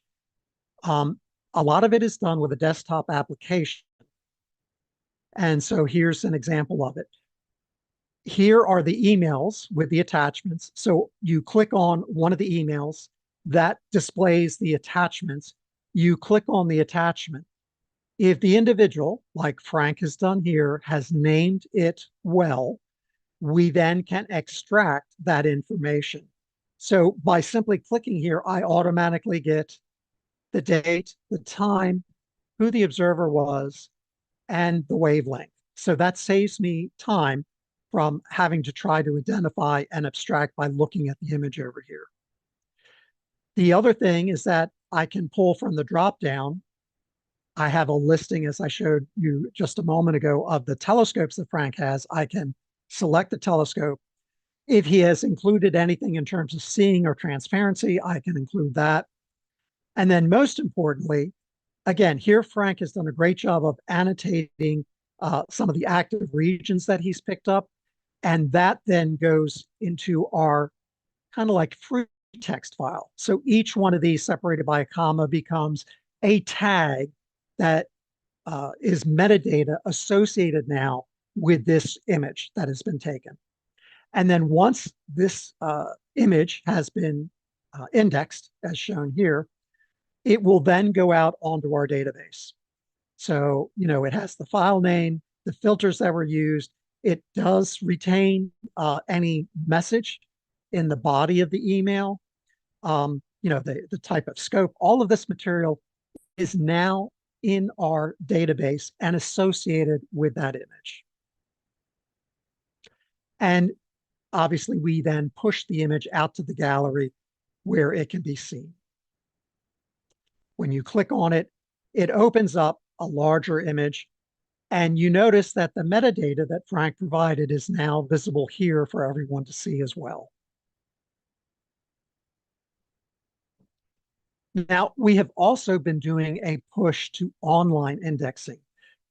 This is to try to take some of the pressure off of me from doing this indexing. And it's accomplished by volunteers, and they go out to the website for a particular page to do the indexing. So for example, here is what I'm loading the images up. So I got an image here on Jupiter. I'm going to push it out to the website for our indexer to then index. So I use this operation here. I've pushed this image out to the website. So now here it is. When Kevin logs in, he's our Jupiter indexer. When he logs in, he sees here are all the images that are waiting to be indexed. He clicks the edit button and he gets this particular interface where he can double click here to get a larger zoomed in picture of the image. And he can key in the time, very similar to the local application, desktop application. he can click features and add them down here so that they become tags. He indicates the wavelength. He gets the drop down again for the equipment. So, and here also for Jupiter, he clicks this button and it calculates automatically the central meridian values for system 1, 2, and 3. So if the person has added it here, great. If not, we can automatically calculate it. So this is for the Jupiter online indexing. We have a similar page for solar indexing as well. And I want to give a shout out to Kevin Kell, who is our Jupiter indexer, and Fabrizio Guida, who is our solar indexer. These guys have really been helpful to me. I think that they've enjoyed learning more about the process, and I know Kevin especially has gotten into how to identify some of the features so that he can select them and tag them properly. We've certainly got room for more indexers, Mars, Saturn, Venus, Mercury. I don't have those pages up and ready, but they can be done within, I'd say, 2 to 3 weeks if you are interested in being an indexer for these images and sketches that come into the ALPO. So what we're doing here is that the gallery is really becoming an image repository. Because the images and sketches are tied to that metadata, we can retrieve images that meet specific criteria by using the advanced search feature. So for example, let's say that I was interested in doing a report on Jupiter's Great Red Spot, and I want to look at it in methane light. So I can start off by, here's the interface for the advanced search. I create a time frame. I can also say, hey, I want to see system 2 longitude at about 40 with a variance of plus or minus 15 degrees. That will bring back a subset of results. And from there, I can say, oh, I just want to see maybe only Clyde Fosters, or no, I want to see all the observers. I want to see the Great Red Spot. There are other things that are visible here, but I want to see the Great Red Spot. And in terms of wavelength, I just want methane. And so I then click the results, and I am basically returned a list of all the observations that meet those criteria. So you can see that this can be very helpful when you're doing a paper or you're doing some sort of research. If you can narrow down by time frame or by feature or by wavelength or a combination thereof, that this can be helpful when you're trying to study a particular feature. So the bottom line here is that your observations are not just getting posted, they're getting used. Every report is going to become part of a searchable scientific archive. It's not a scrapbook. This isn't Facebook.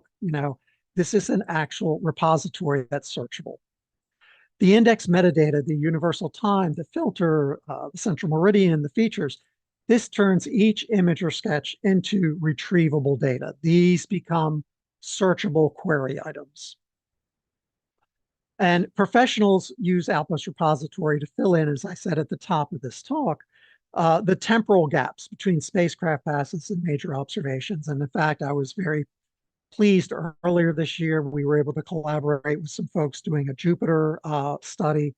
And, they are interested in, for example, studying the color of oval BA. So I think you can see how having our observations that you send in to us indexed, that allows them to pull back exactly what they want, what they need. And also certainly citizen scientists, if you are a section coordinator or just an interested party and you want to do something like I was just saying, like, hey, let me look at the Great Red Spot or the BA oval over time in, methane light. You can use the repository to help track storms or plumes or, features that are visible. So the bottom line here is that your observation today, it could very well become an important puzzle piece in tomorrow's research. And that's why we are encouraging everybody, you don't have to be a member of the ALPO, everybody send in your observations. And B, please adhere to the guidelines, because the guidelines aren't me just being, a fuddy-duddy. They're there because the guidelines help preserve the scientific value of your image or your sketch.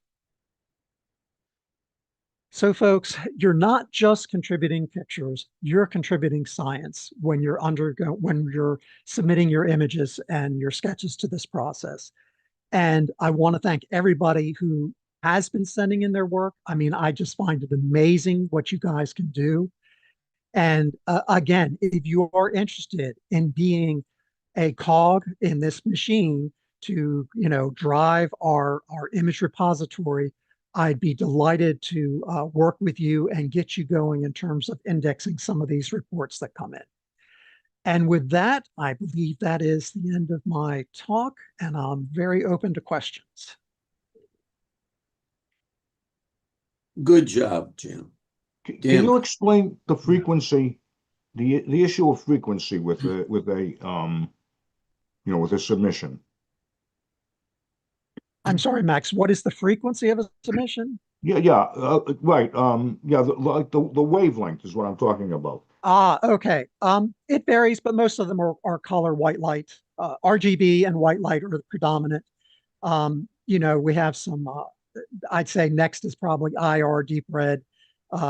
Methane a little less, but we get a fair number of methanes, and then ultraviolet, and there's also some very, Greg, I'm sure could tell me the name of the particular filter that's it's like beyond methane, and they use it for imaging IR features on Venus. But predominantly it's white light and RGB max that we see coming in. Okay. And one more quick, what is, I never know whether I should use JPEG or PNG. Which do we prefer? Yeah, and what are the well, PNG, PNG, I believe, is like what we call a lossless type of format. So, it doesn't compress. So unfortunately, a lot of times we get very large PNGs, which then I've got to do something with, and sometimes they end up getting converted to JPEGs. JPEG is a lossy compression, so you can get a reasonable file size, and it does a pretty darn good job of compressing without losing detail. But that's the main difference that I think is PNG is a lossless type of format, I'm pretty sure, where JPEG is not. Okay, good. Thank you. Sure. Yeah, Jim. Yeah, Frank. Very, very good talk. I just want to question you. When I receive observation on Mercury, for example, when I receive observation from other people, sometimes I don't know whether or not if they are a member of ALPO. Now, my question is, do I like to use their observation even though if they're not a member of ALPO? Well, you can check online. You as a section coordinator can readily check whether somebody's a member or not. I do have a list. I got it from Matthew Will. I got the list, but still, I would like to know if it's a good idea to use their observation even though they're not a member. That's what my question is. I would defer that to the journal editor guys in terms of including that in a report. My personal 2 cents is if it's an observation that's really cool and relevant, I'd use it. But I think that they have to give you the guidelines for that. I think the major factor in that regard is whether they submit it to you. If they submit it to you, it's a contribution to ALPO that you can use. The problem comes in if you go grab it from somebody's website and they have not submitted it to you, then you really don't have rights to use that image or that observation.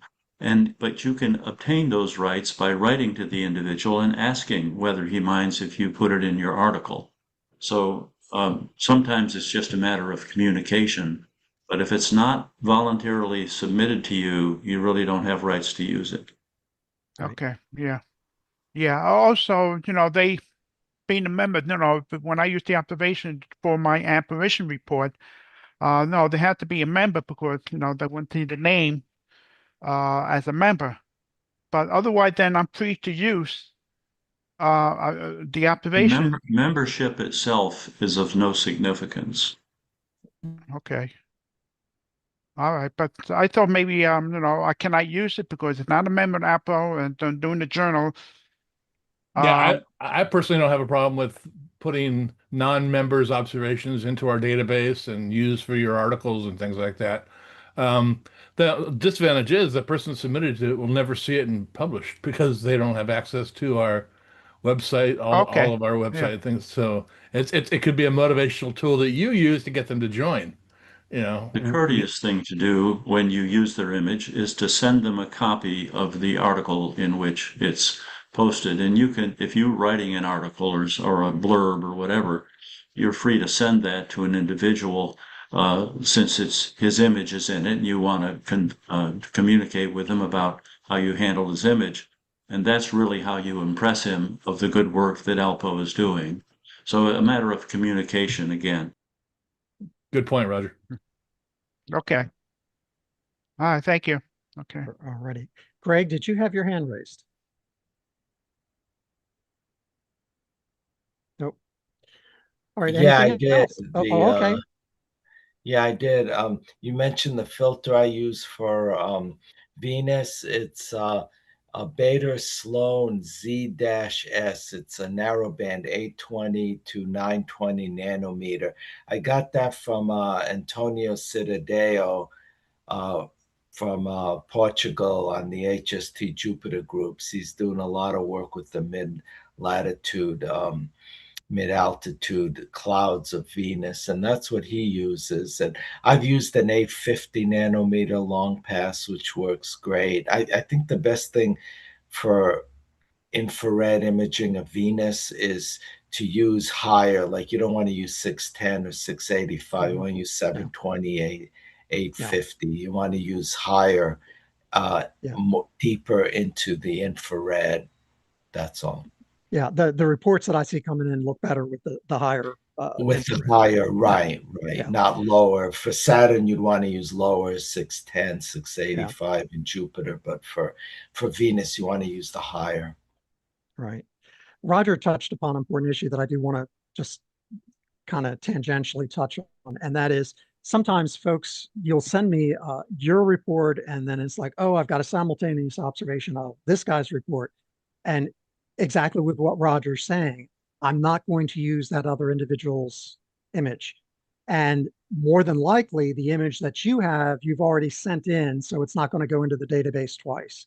So, but I am very sensitive in terms of if you're sending in something, it needs to be your work. You can certainly put somebody else's side by side to say, hey, look, I saw this feature and so-and-so saw it too. And, that is great. But, I cannot take that other person's. Yeah, I do that. Put it in gallery. And it's interesting. Those are interesting reports when you give those simultaneous observations.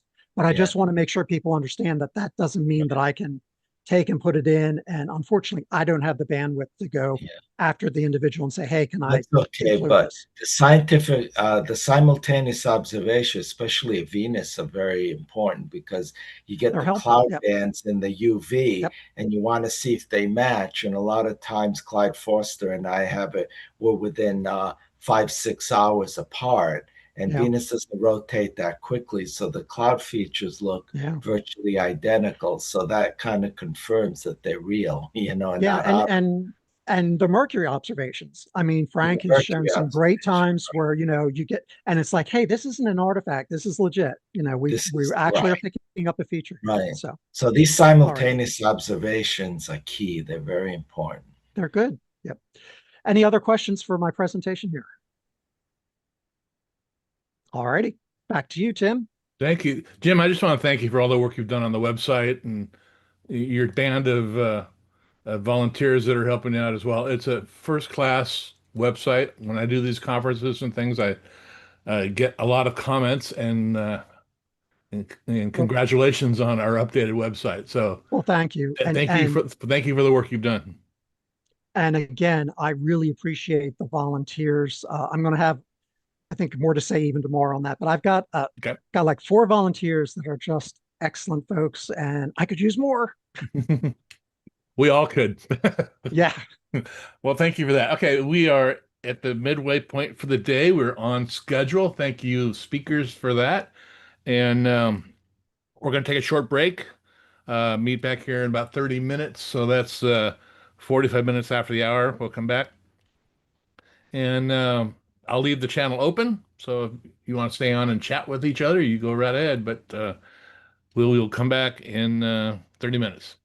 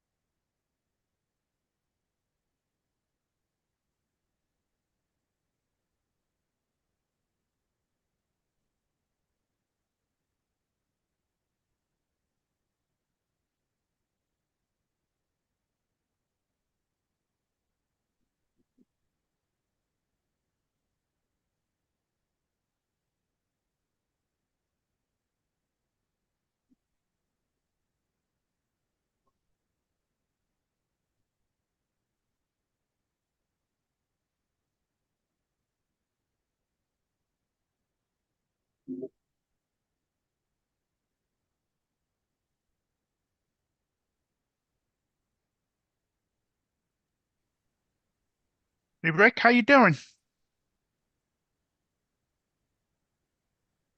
Rick, can you hear me? Oh, yeah, I mean, To say Greg or Rick? Rick. Oh, Rick. Okay. Yeah. Yeah, my microphone's open. I'm fine. Oh, okay, great. Okay. How Dolores doing? She's on it. She was on it before, right? Oh, I think you have a mute. She was sitting next to me because she couldn't get her computer to behave. Oh, okay.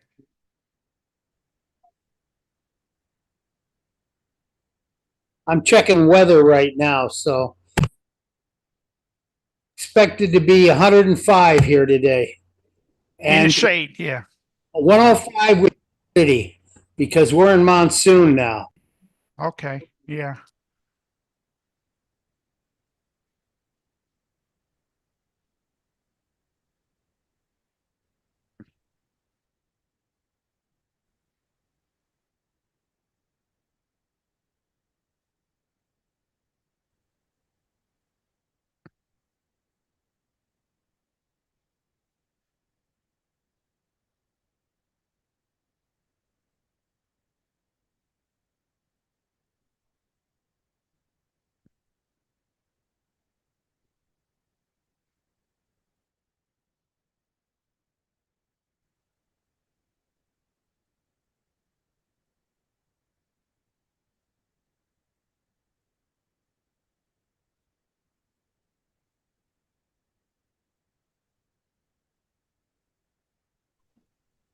Okay.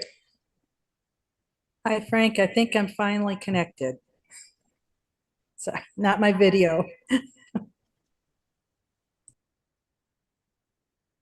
Oh, Dolores? Yes. Okay. All right. How you doing? Okay. Good. Okay. I'm glad to hear. Good to see all of you. Yeah. I'm working on my video. Okay, I'll tune out.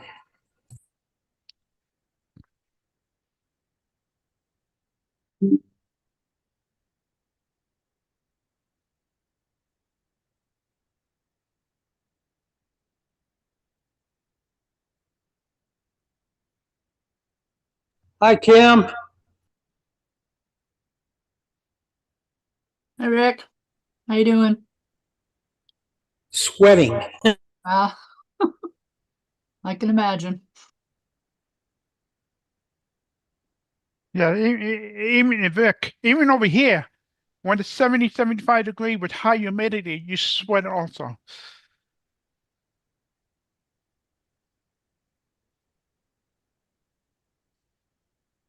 At 105, even my cats are sweating. Yeah, ours are hiding out in the bedroom where it's cool. Mike, what is it like in Canada? It's about 30 degrees today. Yeah, I have 27, but you know what? It's actually 42 degrees Celsius in my Oh, observatory. Celsius, yes. Yeah. And whatever that works out to, I can just tell you I forgot that I didn't put my AC on inside there, and it didn't take long to cook and to cook in there. So yeah, now This the makes us AC's feel on. better. Pardon me? Yeah. You know, I'll tell you, when it reached 100 degrees in New York City, it was such a big deal. First, at the hottest day in 14 years, something like that. That's the last time it reached 100 degrees. All right, you all ready to get started?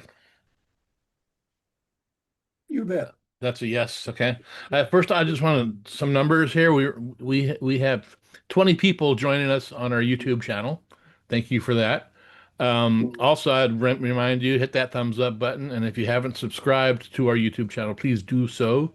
It really helps the channel, brings more people to the organization as well. All right.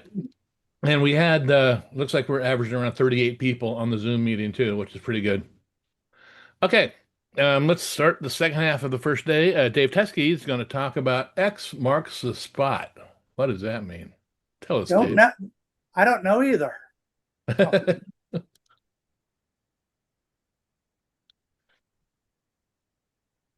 Can you see this? Yes, sir. Working? Okay, great. Hey, Rick, real quick before we start. In Mississippi, it's about 95 every day and about 90% humidity. Check that out for solar astronomy. At least you got good seafood. Well, okay. And it's already cooked when it comes out. Well, this year, I'm doing even more Adventures of the Lunar Observer with a talk called X Marks the Spot.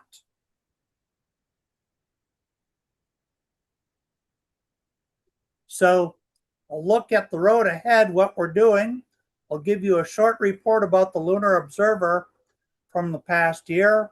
I'm going to look at 3 lunar events coming up in the next couple months, and X marks the spot. 3 different ones is our main presentation.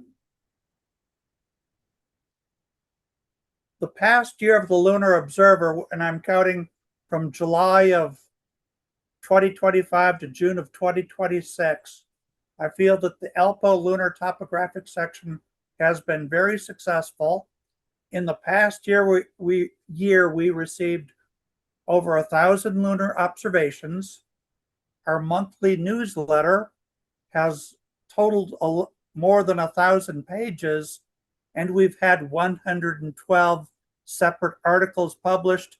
Some of the articles are a page long, some are 40 pages long. So we've had a wide variety.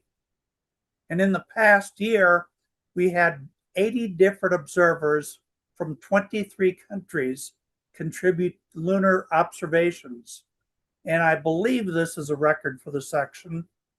The past several years, our newsletter, The Lunar Observer, has been on the homepage of Cloudy Nights. And this past year, it was viewed over 1,000 times each month. And of all the slides I show you today, this one is the coolest. These are the observers per country in the past year. Our next presenter, Alberto Annunziato, is from Argentina. He is responsible for getting us a lot of the observers in Argentina and Latin America, like people from Colombia or the Dominican Republic or Bolivia. But we also have new astronomers from Australia, some from Belgium, a new one from Finland. We have a great core group from Hungary and Italy. And of course, we have a bunch in the USA. We have a lot of observers spread throughout the world, and I think that's great. Our assistant coordinator, Alberto Annunziato, he often submits articles, drawings, and images regarding wrinkle ridges in lunar history. Alberto also produces a bi-monthly Focus On article about selected lunar features. And in the past year, the features we have seen discussed have been Rups Recta, the straight wall. Look at that beautiful drawing from France from Mike DeConnick. We've looked at Mare Humorum. Here's a beautiful image from Rick Hill. We have Jeff DeWitt from Belgium giving us a drawing of Aristarchus. We looked at the craters Schickard and Rima Hyginus, here with a photograph from Bolivia and Valles Alps near Plato. So we've had some very interesting Focus On articles. Next, I take you to some lunar events that I want all of you to take note of in the next couple months. On August 5th, SpaceX crashes into the moon. Not all of them, I'm sorry to say, but one of the SpaceX rockets will crash into the moon. It'll be on the northwest limb. From what I understand, in the Americas, we have a good chance of it being visible for us, but if we will, actually see any of the plume, that remains to be seen. On August 27th and 28th, we have a 96% total lunar eclipse. This will be visible throughout the Americas. I encourage everyone to take a look at this. I know a lot of you will be taking pictures of the eclipse with your smart telescope, which is great. But what I'm encouraging observers to do is look at the central crater immersion and immersion times. And all you have to do is use a small telescope, whichever one you have, and look at the predicted times, like at 2:39 universal time, Riccioli will be going into the shadow of the Earth, which will be cool to see. All you do is you estimate when the Earth's shadow is halfway across that crater and write it down. That's it. What's cool is that, hey, we have predicted times, but the real time varies because of differences in our Earth's atmosphere. So I encourage everyone to give this a try. And also on September 19th, everywhere is the International Observe the Moon Night. Get together with your astronomy club, go out on the street with grab people, take a look on a Saturday night at the first quarter moon. And if you do so, send us some pictures of your groups. Now on to my main talk, X marks the spot, 3 different ones. Many of us have heard of the lunar X. In my observations, I find 3 lunar X's all interesting in their own way. With all of the craters, wrinkle ridges, rills, mountains, and domes on the moon, there is a wide variety of shapes. Perhaps the most famous X on the moon is the lunar X, and this is visible for a few hours around the first quarter moon. The lunar X, seen right here, is made when the morning sun just touches the rims of the craters Purbach, Lacaille, Blancanus, and Regiomontanus. It's easily seen with any small telescope. And you may ask yourself, well then, how do I see it? It turns out it's only visible for a short while each month. But Greg Shanos, our expert on the lunar X, has printed a table of when the lunar X and also the lunar V, which is up north of here, are visible for the next couple of years. So give it a try. Take a look, take some pictures. By the way, these are the craters that make the lunar X. Here's Purbach, Lacaille, Blancanus, and Regiomontanus.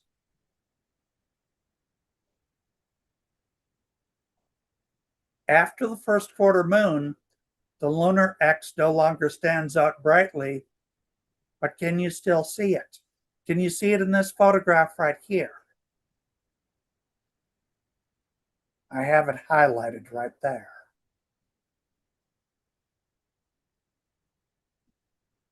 Now for your test. Can you see it in these photographs? Here it is, just east of the straight wall.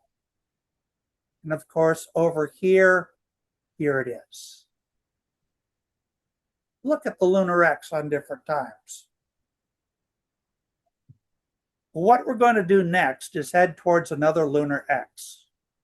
During the Artemis II lunar flyby mission in April, I was interested and amazed at the images of the lunar far side. Mare Orientale and right here and the crater Grimaldi really caught my eyes, as these are 2 features not really well seen from our earthly perspective, because in this image, Earth is off to the far right. We'll look at Grimaldi. Grimaldi is a crater with a dark basalt floor. The basalt is about 173 kilometers in diameter, with an area of about 22,600 square kilometers, which brings it between the size of Hawaii and Maryland, if you want to compare US states. Grimaldi, with its dark ellipse shape, appears as a miniature twin of Mare Crisium on the opposite side of the moon. Grimaldi is a basalt-filled double ring impact basin with additional but now ruined outer impact rings of 330 and 400 kilometers in diameter. So Grimaldi is classified as a multi-ring basin.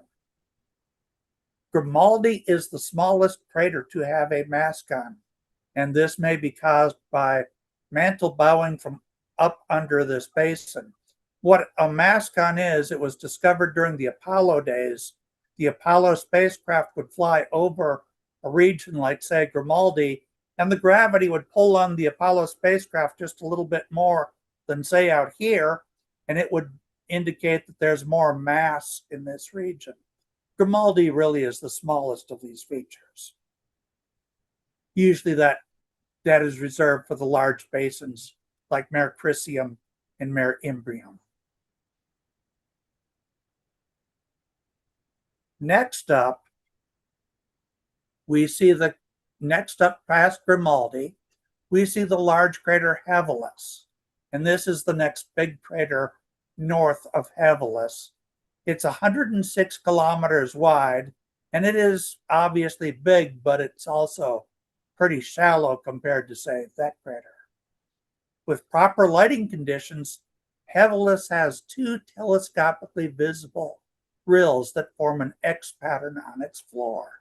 And if you look very closely in this image, you can see an X on the floor of Hevelis. We'll get a better look in a bit. Hevelis was named in honor of a 17th century cartographer. Hevelis is large in size, but shallow in depth. It should be about 1.5 times deeper than its 2-kilometer depth suggests. And this is because Hevelis, right here, was likely filled by infill when Mare Imbrium formed and debris flew all across this region. Also, the floor of Hevelis is domed, and that probably formed the X-shaped diagonal rills, indicating that a volcanic uplift was underneath the crater. At sunrise, you can see the domed floor of Hevelis. And if you look on these photographs, you see the center of Hevelis sticking up above the shadows at sunrise, indicating that this is higher than the surrounding area.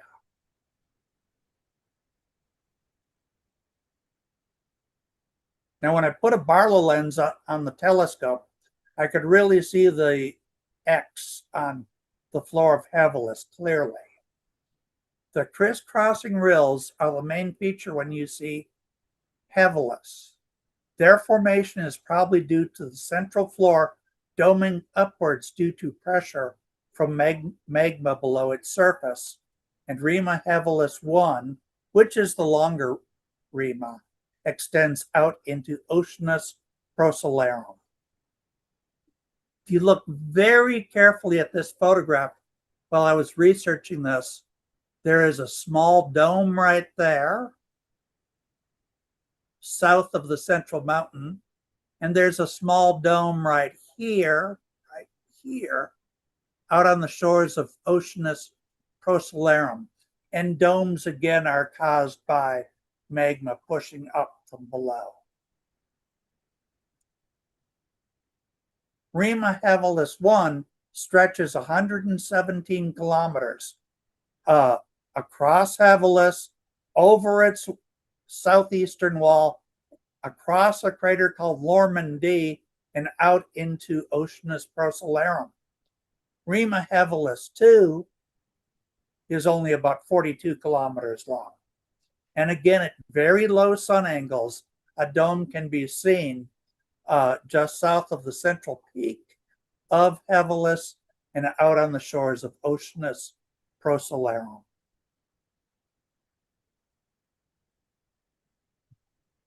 During Frank's talk about Mercury this morning, there was a cool question about the Mercury quick map and what it was. And the Mercury quick map was made by the satellite messenger orbiting Mercury, taking photographs of it and making very detailed maps of Mercury. Well, we have the same thing going on with the moon. We have a spacecraft called the Lunar Reconnaissance Orbiter. It's been orbiting the moon since 2009, and it's been taking incredible images of the moon. And it makes a map called the Lunar Quick Map. So besides investigating the moon with a small telescope that us and ALPO can use, anyone can use the data from the Lunar Reconnaissance Orbiter camera called LROC. And this is a wide-angle image of Grimaldi and Hevelis through the eyes of LROC. The next several slides will be getting closer with LROC here. Here we see through the eyes of LROC the crater Hevelis at a bit better resolution than my small telescope could do. But notice that the lighting is not as low as at sunrise, thus the domes, which are here and out here, are not very visible in this image. Domes, very low relief features, need very low sun angles. With this quick map feature of LROC, you can do so much and learn so much about the moon. On this, I made a pathway across Hevelis, and I made a topography map here in red. And as we go across this blue line, we cross a crater that's right here. It's pretty deep. We can see that the floor of Hevelis is convex, and we see that Rima Hevelis 1 is barely a dip in the topography of Hevelis.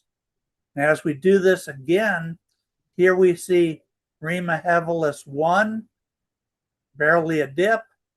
Here we see Rima Hevelis 2 and 1, and you can see again they're barely dips in the topography of the crater floor of Hevelis.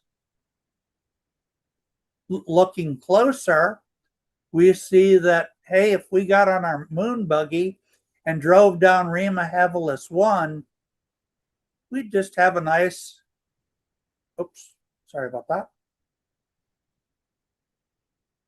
We'd have a nice rolling drive.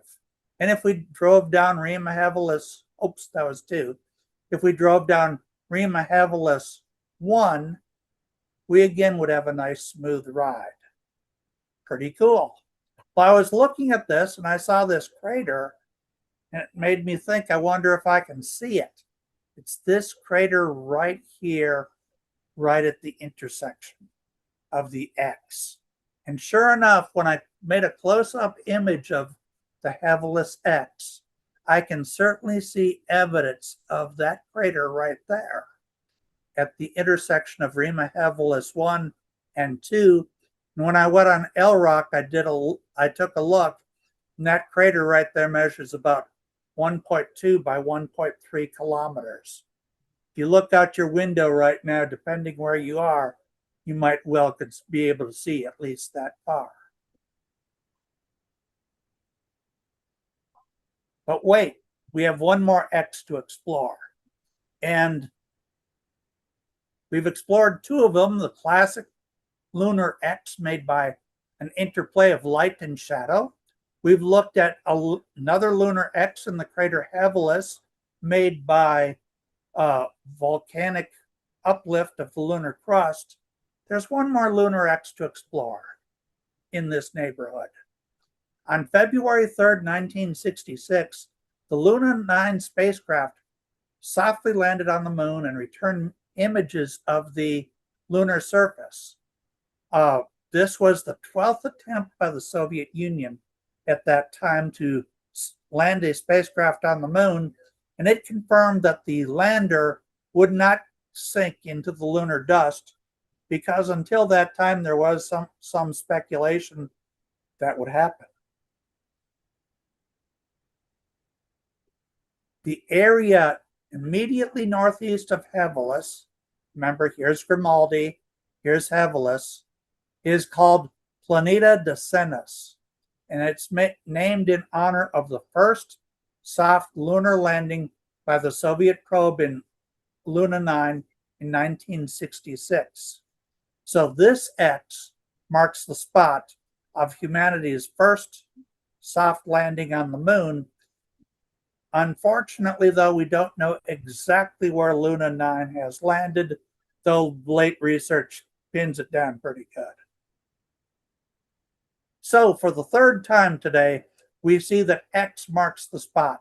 We see the lunar X, we see the rills of Hevelis, and we see where Luna 9 landed. Next up, all those O's on the moon. Thanks much for your attention. Does anyone have any questions?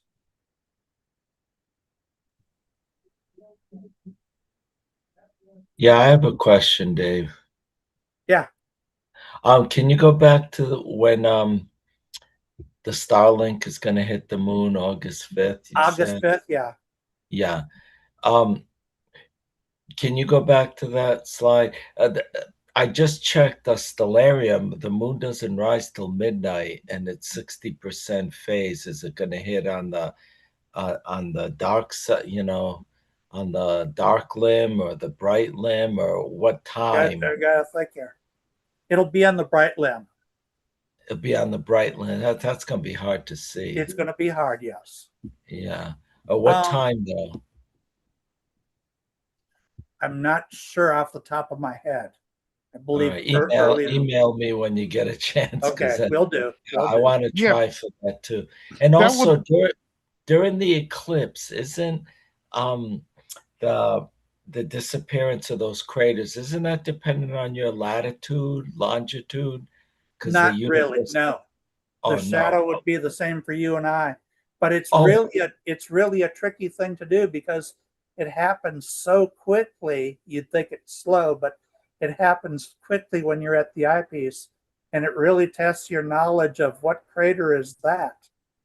And then when it comes out of the shadow, it's really tricky because even a big crater like Copernicus, you know what Copernicus is. Yeah. But when it's just coming out of the shadow, is that it or not?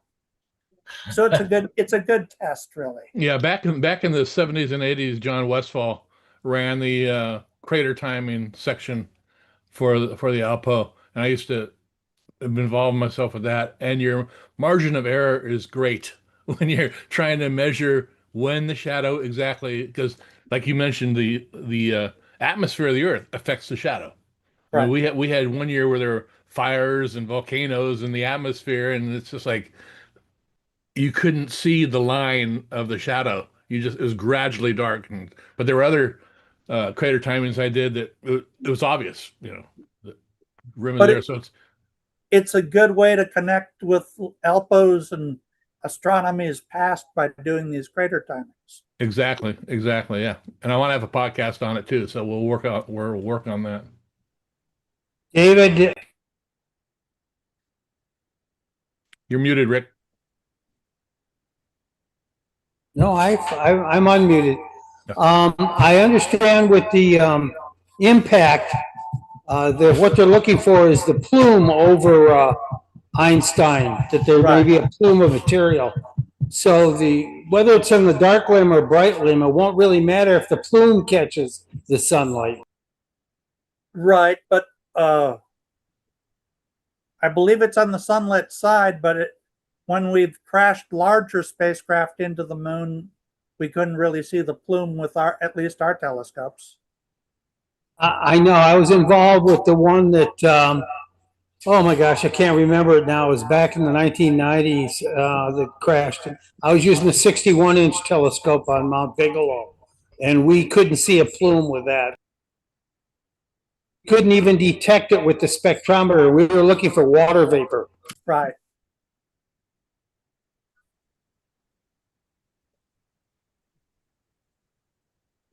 Okay, great.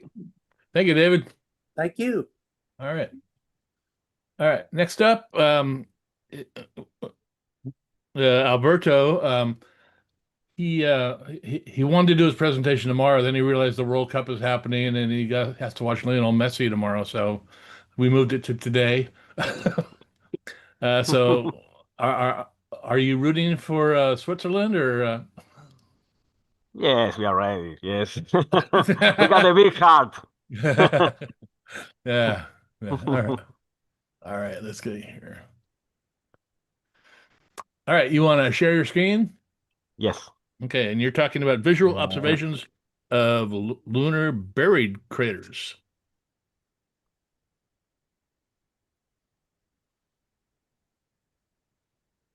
Are you seeing my presentation? Yes, sir. Yes. I will put it on.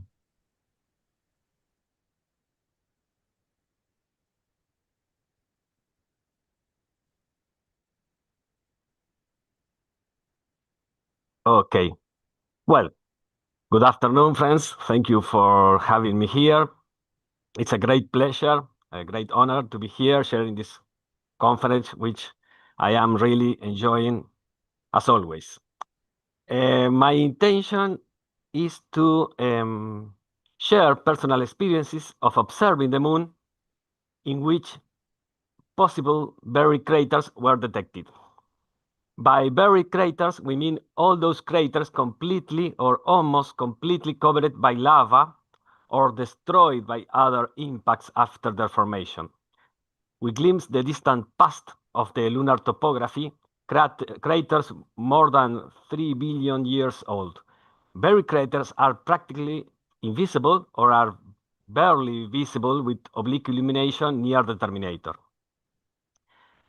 Visual observation, in a broader sense than it is usually understood when we use this term. I understand visual observation as observation in which the observer obtains relevant information about what is observed through a process of analyzing data obtained from the visualization of images. This includes analyzing what we see through the eyepiece and what we see in photographic images. And we will discuss the Basin and Buried Crater Project.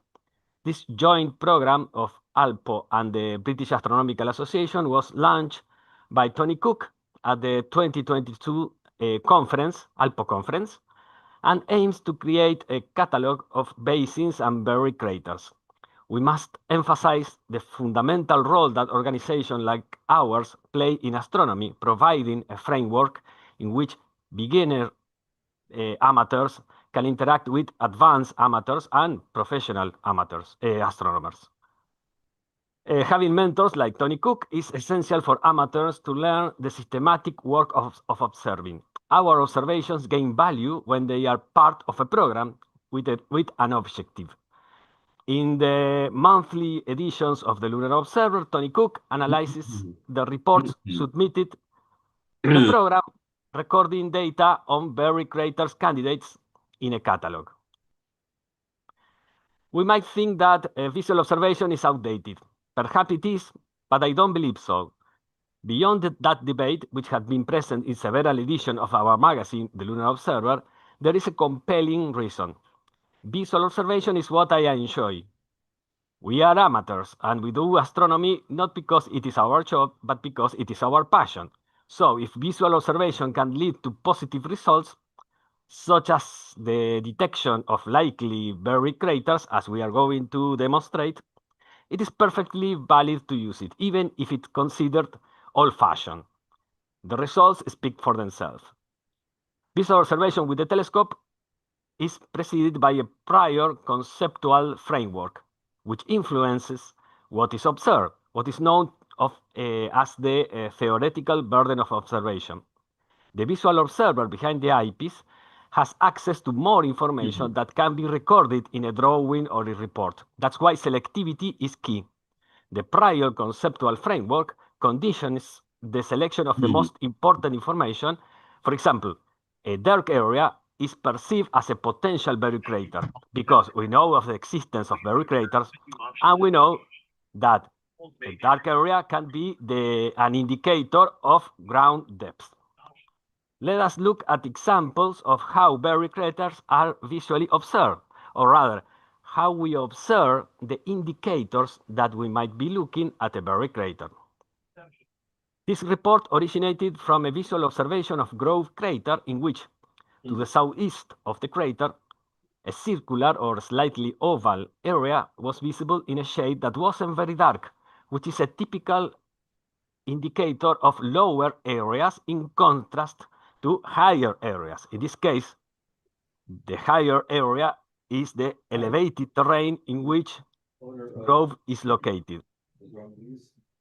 Even at the time of observation, two possibilities were evident: that the shadow indicated a slope in the terrain. Looking at the relief from east to west, from points 1 to 2, in the image on the left, it is quite similar to the relief of a crater, while looking at the relief from north to south, from points 3 to 4, Okay, thank you. appears to be a slope descending from the elevated spot where Grove is located. In the May 2023 edition of the Lunar Observer, Anthony Cook analyzed this report and suggested the possibility that it was an elliptical buried crater. We can see the outline formed by an arc of mounds. The question remains open, but this observation had a very interesting addition. The prestigious selenographer Kwok Pao, Hong Kong, China, author of the classic photographic moon atlas for lunar observers, among other books, became interested in the case after reading Tony Cook's text and sent us the images we present here. These images show the dark area that would correspond to the buried crater, left, and the mounds that form the crater's former outline, image of the right. The dark areas seen in the image on the left, indicated by two arrows, were recorded while observing the moon on the shore of Mare Fecunditatis. The image on the right is from Kwok Pao's photographic lunar atlas for moon observers, while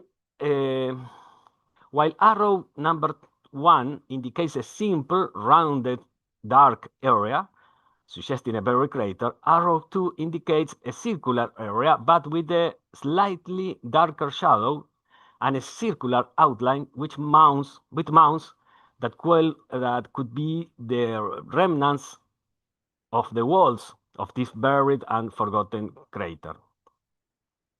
This image shows the relief of the area using the terrain azimuth layer of the Lunar Reconnaissance Orbiter Quick Map. This layer applies a kind of artificial shading that highlights subtle topography. The relief of the area, riddled with wrinkled ridges, could lead to the pareidolia of confusing a circular area with a buried crater, even if the dark and rounded visual appearance is a strong indicator of a buried crater. The same applies to the relief of the area of the second proposed crater, even if we add a double indicator, a rounded dark area and an arc of mounds forming its outline. This observation of two possible buried craters in Mare Fecunditatis is from 2024, but I revisited this year when I bought the Essential Extreme Illumination Atlas of the Moon by Charles Wood and Michael Collins, who use a highly innovative method. What the authors did was create a lunar atlas using images from the Lunar Reconnaissance Orbiter probe, modified by a software, the Lunar Terminator Visualization tool, to provide constant hypergrazing illumination with varying directions, incredibly highlighting subtle, usually undetectable topography. As I mentioned before, I wanted to check the area with the atlas. Both craters appears indicated by arrows, illuminated from the east and illuminated from the north.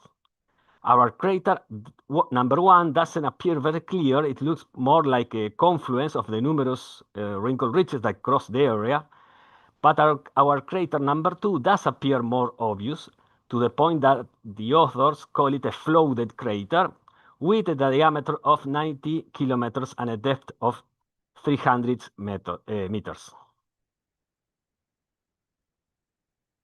How many large craters are inside the ancient and degraded Hipparcos? The most conspicuous are Horrocks, at the northern end and the smaller Hipparchus X in the center. Don't you see a third one? Well, it's very difficult to notice. Can you make out two relief lines running north to south? We have marked them with arrows in this detail. Visually observing a few weeks ago with the terminator near Hipparchus, I was able to observe this relief quite clearly. The image on the right is the relief of Hipparchus obtained with the Lunar Reconnaissance Orbiter Quick Map, in which we mark what we postulate as a crater, which would be about 30 kilometers in diameter. If we look at the same relief, but at a smaller scale, it is clear that it is the outline of a crater. It is not completely buried crater. The east and west wall are clearly visible. It would be a ghost crater. The interesting thing is that it's quite obvious, but no one seems to have noticed it, at least not enough to give it a proper name. This crater is so obvious that a few days ago, a friend of mine showed me a 3D printed relief of the area, and this crater could be seen, could be touched just as much as the recognized craters within Hipparchus, such as Horrocks and Hipparchus X. The crater we are proposing is very evident in plate 15 of the Stream Illumination Atlas, where it's mentioned as a large shallow depression, although the LOLA altimeter data in the Lunar Reconnaissance Orbiter Quick Map show it as a fairly deep crater. Hipparchus had the good fortune of being one of the first craters in history to be depicted in detail. In Robert Hooke's famous drawing for his book Micrographia, 1664, in this drawing, Hooke likely recorded what is to the left, likely recorded what we postulate as one or two craters, but Hooke depicted like raised areas similar to wrinkled ridges, but with an incredible detail with a primitive telescope. And perhaps there are more. In this big, enormous, ancient crater, around 4 billion years old, there must have been many craters that have since disappeared. The arrows indicate the possibilities. Well, photographic images are a hidden treasure of potential data. We will see some examples of presumed buried craters discovered in images that were not taken for that purpose. What you are seeing now on the left is a photo by Felix Leon, a Venezuelan observer, of Reiner Gamma, which we use to write a text about all the interesting nearby features. To illustrate the article, we enlarge the image of a certain areas to include smaller scale images, a little less sharp, obviously, but full of details that are not easy to see in the original image. When we began to enlarge the image, we thought we saw a buried crater on Grimaldi, with part of its outline emerging. When we reported to the project, we were unsure if it was a segment of a wrinkled ridge, even if its highly curved shape would be unusual. In reality, it was a wrinkled ridge, but not a wrinkled ridge produced by tectonic forces. Rather, it is part of a submerged relief. This probable buried crater was added to the list. 3.5 years later, I acquired the incredible Stream Illumination Atlas of the Moon. It is an amazing experience trying to solve all observational enigmas within its pages. Plate 16, image on the right, plate 60, image on the right corresponds to Grimaldi. And there I was able to find not only the probable buried crater we have identified in 2022, but also two other buried craters noted by the authors of the book. Our buried crater on Grimaldi is number 2. It is larger than we indicated and therefore less elliptical. The Stream Illumination Atlas is full of wonders to discover, including buried craters, and the wonderful thing is that living through these pages is an exercise in visual observation. We recognize patterns in images to attribute topographic features to them. Once again, looking at all photographs, which we enlarge to see details, the possible silhouette of a buried crater emerged. This time, my primary interest was an unnamed dorsum in Mare Frigoris, not very noticeable since it runs east to west, and which I had recorded in a drawing for the Lunar Observer. To analyze the details of this wrinkle ridge, I observed visually I use an old photo from 2016, and upon enlarging it, it seemed to me that the dorsum ended in what appeared to be the silhouette of a buried crater. The image was not conclusive, so I turned to the Lunar Reconnaissance Orbiter Quick Map, especially using the terrain azimuth tool recommended by Tony Cook. And in these images, it appears very clearly. The following image illustrated Tony Cook's report in the August 2024 issue of the Lunar Observer, showing the crater we propose and, to the north, another crater included in the catalog of buried craters, much larger and less circular. Near Mare Frigoris, in the northern pan of Mare Imbrium, is another promising location for searching for buried craters. The procedure is the same. A photographic image is visually examined, enlarged, and something resembling a buried crater can be seen. The following image illustrates the report by Skylar Rees in the March 2025 edition of the Lunar Observer, in which she attributes a certain degree of probability to this supposed irregularly shaped crater, which appears to have a central peak. Well, we have seen observations that search for signs of buried craters in telescope eyepiece and photographic images, including those produced under extreme illumination conditions in the Wood and Collins Atlas. This recognition of visual patterns that may indicate buried crater is applied to another cloudy sky astronomy activity, searching for the indicators of buried craters in the Lunar Reconnaissance Orbiter Quick Map. This is how I found this possible candidate at the western edge of Mare Imbrium near Dorsum Arduino, which, as we can see in the image on the right, is invisible without the aid of tools like the terrain azimuth layer. Some conclusions. By visual observation, we mean the recognition of certain patterns in what we see, both through the telescope and in the photographic images. These patterns are hints of buried craters. These hints should be validated with data obtained from photographic images, such as the Lunar Reconnaissance Orbiter Quick Map or the Stream Illumination Atlas. A second validation comes with the report to the project and its examination by an expert.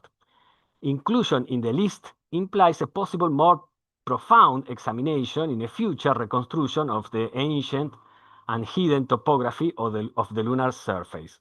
On this manner, one of the ALPO's objectives is fulfilled: collaboration in observation and investigation with results of scientific value.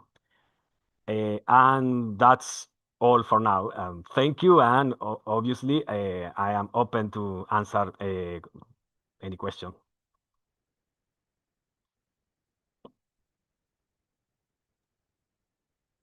Alberta, this is Julian here. I have a question about the geology of these hidden craters. I assume the hidden craters, of course, are much older than the lava flow that goes into them. And being on the moon, it's probably basalt or something like that. Would you think there are any other kinds of minerals in these hidden craters? I can answer this, but surely there is a connection with the type of lava that is in this area. and I think there are maps of the different types of lava in each mare, because it is more practical to search for this. It's more easy to search for these buried craters in Maria areas than in the highlands. Right, in right, which, right, the- right, the- right. sí, Yeah, I agree. sí, Okay. sí. I would think narrow band multicolor studies of these areas would bring that out. Yes. Yes. I am a little primitive. I am searching visually to signs in the lava. Hopefully, in the future, I will use more data that is included in the lunar reconnaissance orbiter as the data that Rick mentioned. Okay, thank you. Thank you. All right. Anybody else have questions? All right, Alberto, thank you very much. There is a question. What is the name of the project we refer to? It's a joint project of ALPO and British Astronomical Association. It's called the Basin and Buried Craters Project. It appears almost every edition in almost every edition of the Lunar Observer, a report of the observations send it to the project. But it's called Basin and Buried Craters Project, and you can see the presentation of Tony Cook in the 2022 conference of ALPO conference that is in our YouTube channel. Very good, and good luck tomorrow. I think we need it. All righty. Next up, we have Richard Schmude, and his presentation is a violet filter photometric model of the planet Uranus. Okay, do I hit share? Yes, you do. Okay. Oops. That's not what I wanted. Need a little help here. Do you have the presentation already open? I've got it open on my screen. Okay, so you hit share, another screen will pop up and you'll see your presentation and just click on that. Oh, I see it. Yes. Okay, thanks. Yeah, okay. And then share. There you go. And then I'm going to this up. Okay, so let's go ahead and go from the start and slideshow from the beginning. Okay, thank you everyone for being here. And what I want to do is I want to talk about a V-filter, actually two V-filter photometric models of Uranus. Okay, can everyone hear me? Yep. Okay. Yep. Now, one thing I'm going to tell you is there will be a quiz on this talk, and I'm going to grade the audience, so anyone can answer, and the audience gets a whole grade. Okay, so you need to listen up. Okay. Now I've been measuring the brightness of Venus or Uranus with a photometer since June of 1991. How many people can remember back in 1991? Raise your right hand. Oh, okay, very good, very good. Okay. All right, so anyway, I want to make some introductory remarks first, and then I'm going to state my purpose. Why am I doing this work? Briefly talk about the methods and materials, and then present some of my own results and compare them to what some others have done, and then wrap up with conclusions and acknowledgments. All right. Now, it takes Uranus 84 years to make one trip around the sun approximately. So my first question is, how long approximately is one season for Uranus? I need an answer. 21? How 21 what? 21 years. Very 100 good. years. Very good. Very good. Give them a hand, everyone. Very good. Very good. 21 years. So what this means is if you want to look for seasonal changes on Uranus, you probably need to study it for a long time.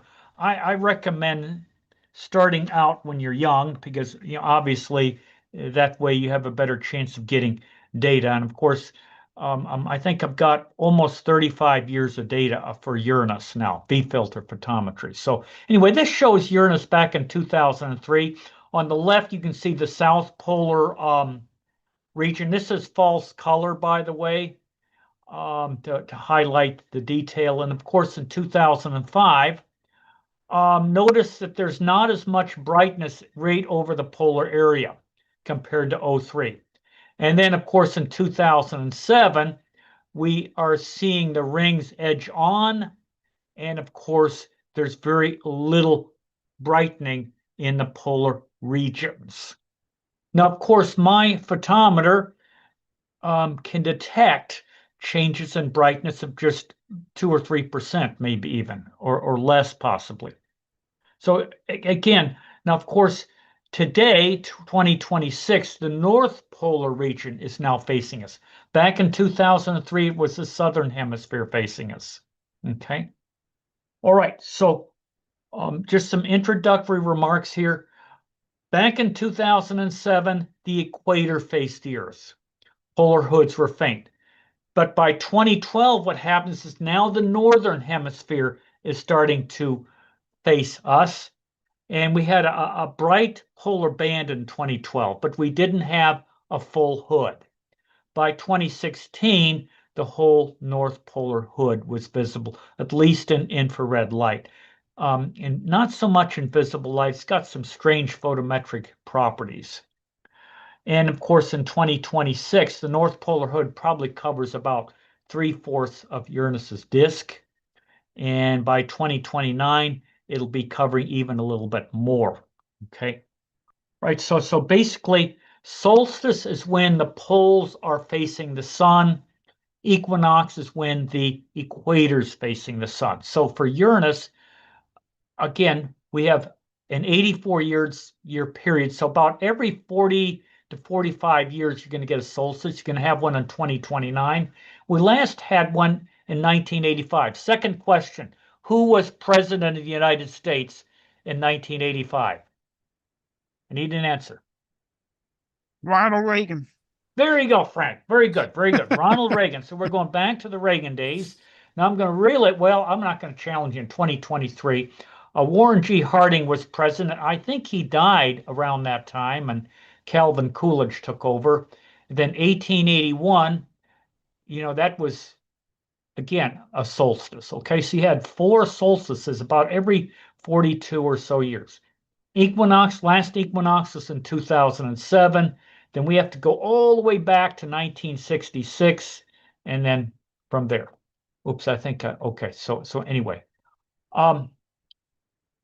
Now, I'm using a V filter, which is basically transmits green light, a little bit of blue and yellow light as well. It's sort of a close to a standard filter. It's not quite standard, and of course, that's why I have to transform it. In other words, I have to take my filter, detector, telescope combination, measure standard stars of known brightness and color, and then from that calculate a calibration factor that I call a transformation coefficient. Okay, now of course, the lower or more negative the magnitude, the brighter is the object. How many people play golf? Raise your right hand. Okay. Of course, as you know, in golf, it's the lowest score that wins, not the highest. Okay, so we got to think in terms of golf, not in terms of soccer. All right. Now, the purpose of this talk is to compare my V-filter photometric models along with other work. Now, of course, I wasn't even born in 1950, but we actually have photometric measurements of Uranus that are pretty good quality going back to 1950. So that's what, 76 years roughly?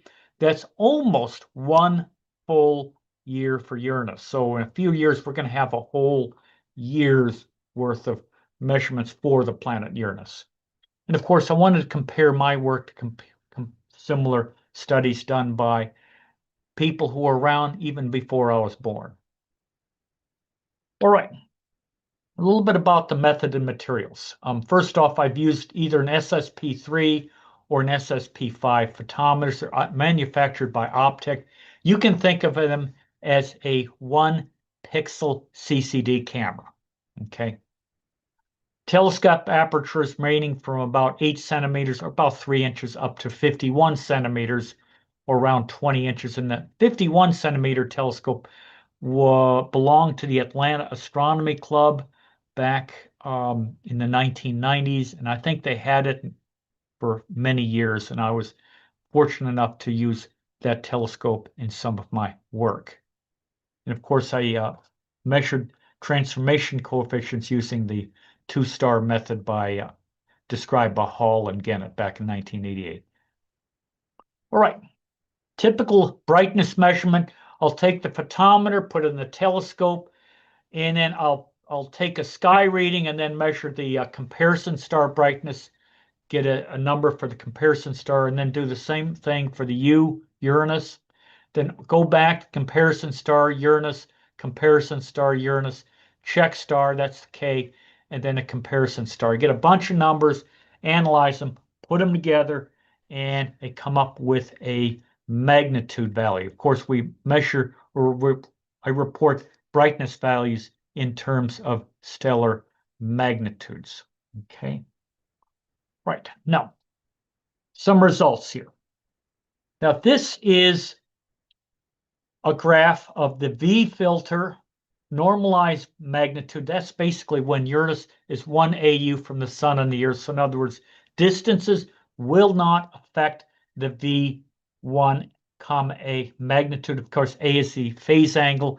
That can range from 0 to 3 degrees, and it has very little impact on the brightness of Uranus for anyone observing from the Earth. And of course, on the horizontal axis, we have the average value of the sublatitude. That's basically the average of the sub-Earth and subsolar latitudes. Now, next question. What trend do you see in the graph? What's the trend? Anyway. Increasing. Okay, now what is increasing with what? It's getting dimmer. Okay, now it's getting dimmer, but it's getting dimmer when? When the sublatitude is high or low? High. Well, let's look at it again. Remember, the more negative the magnitude, the brighter it is. So at high sublatitude, let's say it's 65 degrees up here, we're about minus 7.18, we'll say. Down here at 5 degrees, we're at about minus 7.11. So it's actually brighter at the high sublatitude, or in other words, when the pole is facing us rather than when the equator is facing us. Now, this is for the southern hemisphere. Again, this is based on my own data, actually ALPO data. I don't want to say my data because I've had several people help me over the years. So it's my data, and I know Jim Fox has done a lot of work on Uranus. And so again, as we get closer to the solstice, Uranus is going to brighten by several percent, mostly because of the polar regions, but there is a couple of percent because of the effects of polar flattening are going down as well. And again, I talk more about that in my book on Uranus, Neptune, and Pluto. I thought I'd show a plug here. Available from Springer.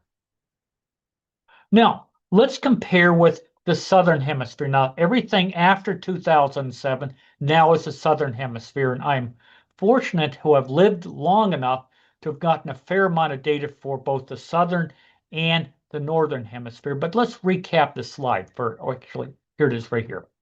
Okay, what trend do you see here now for the northern hemisphere? I can't hear you.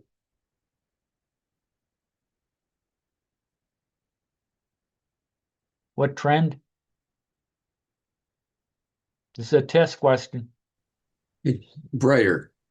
Exactly. It gets brighter as the sublatitude increases, or in other words, as the polar areas face us, Uranus gets several percent brighter, mostly again because of the formation of the polar hoods, either the south polar hood or the north polar hood. Now notice, let's go back to well, I can't go back to the previous slide. At least I don't know how to. But anyway, the north polar hood seems to be maybe a tad brighter than the south polar hood. Again, this 0.0012 is the slope. It's a little higher than what it was for the previous graph, which I believe was 0.0009. So again, the north polar, my data seems to suggest the north polar hood may indeed be a little bit brighter than the southern one. Be interesting to look at some actual diameters. I've got a good idea of the diameter of the northern polar hood. I'd have to look and see what I've got in the southern polar hood. All right. So let's look at sort of recap what we've got here. Uranus brightens as it approaches the solstice. Again, that's when either the northern or the southern poles are facing us and, of course, the sun. And, of course, it dims as it approaches the equinox. It will next be at solstice around the year 2029, which is only roughly 3 years from now. And, of course, as I said, the brightening trend is a little larger for the Northern Hemisphere. Now, of course, I'm not the only one that's been doing this. There's been others, particularly Wesley Lockwood and his co-workers, and even some earlier observers, I believe even out at the McDonald Observatory back in 1950, thereabouts. So let's take a look right here. This is just a summary of some work. Lockwood and his co-worker here carried out some V-filter measurements from 1950 to 1975. I don't think they got every year, but they got most of the years. And of course, this is what they get. Again, it brightens as the solstice, as one approaches the solstice. And of course, 1954 to 73, again, Lockwood and his co-worker gets a similar equation. Now, of course, I have taken all of my data, both north and south hemispheres, and I come up with a very similar equation to what Lockwood and his co-workers got. I'm a touch brighter than him, maybe 1% or so brighter. And then finally, if you take everything from 1950 to 2025.7, that's almost 76 years. I come up with this model here. Okay. Now, the Uranus is dimmest when the equator is facing us, and it brightens by about 10%. About 8 of that 10% is due to the polar hood. The other 2% or so is due to polar flattening, or the effects of polar flattening going away when the poles face us. Okay. So just some conclusions. The models show that Uranus brightens by about 0.1 magnitudes, or about 10%, between equinox and solstice. And the North Polar region may be a bit brighter than the south one at solstice. And I do want to thank several people. First off, the many observers who have submitted brightness measurements over the years, especially to Jim Fox, who I believe is present here, but others as well. Of course, my students who have assisted me, including Qassam Ahmad, who assisted me last year, and who is now going to Georgia Tech and going to be he's going on the pre-med track. So I think we're going to be in really great hands in a few years if we get sick. So, and of course, I'm grateful to my own home college for their support. And so anyway, I thank you. By the way, you get a B+. It's just that second question I'm a little worried about, but B+ is still a very good grade. Okay, give yourself a hand. And that's about all I have to say. And I'm open to any questions that you might have. I have several questions. Julian here. Yes, Julian. Okay, about the movement of Uranus around the sun. Yes. Now, in its orbit, it lays on its side. So pretty much, yes. Yeah. Pretty much, right?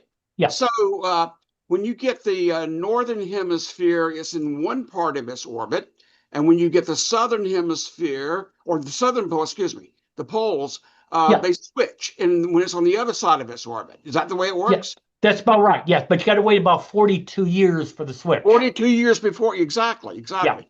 So also, what is a Uranian day? How many hours is that, or weeks, or? Okay, well, it's actually interesting. It varies by latitude, and I talk about it again in my book. But it's I got that book. I need to read it.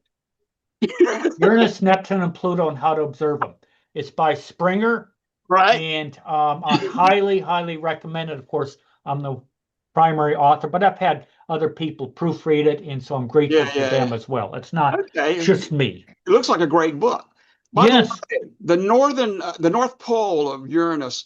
What makes you think? Why is it brighter than the south? You think it's temperature, or the chemicals at the North Pole, the pole, or what? The latest I've read, the professionals have done a lot of good work on this. Showalter, wait a minute. There's a group at Wisconsin's done a lot of good work. Heidi Hamill's done good work too. But basically, from what I understand, it's methane condensing. But again, I don't want to misrepresent the professionals, but it has to do with methane. Uranus's atmosphere is about 2% methane. Right. And so there's really a good paper in Icarus that talks about that. But again, I better not go into too much detail because I can't get it off the top of my head, except that's what I've got. I'd have to read the paper again. But yes, that's the latest hypothesis. Okay, thank you. Excellent. Okay, you're welcome. Richard, I have a peculiar question. Yes, this is Roger. We ordinarily define east on a planet as the direction toward which the planet rotates. And the problem with a planet like Uranus, which has its axis tipped by 98 degrees, is that it sounds to me then as though north is south of its orbital path. And I'm just wondering how you define north on Uranus. We usually say that north is 90 degrees to the left of east. You see what I mean? If you're looking at the planet.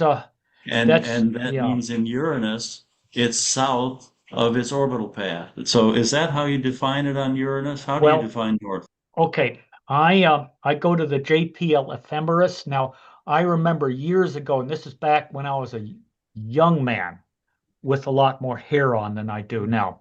I remember a professional astronomer telling me, quote, go by the math. And I think that's what you're doing too. And apparently there is some confusion about that even among professionals. That's what I gathered. Now, again, don't quote me on that.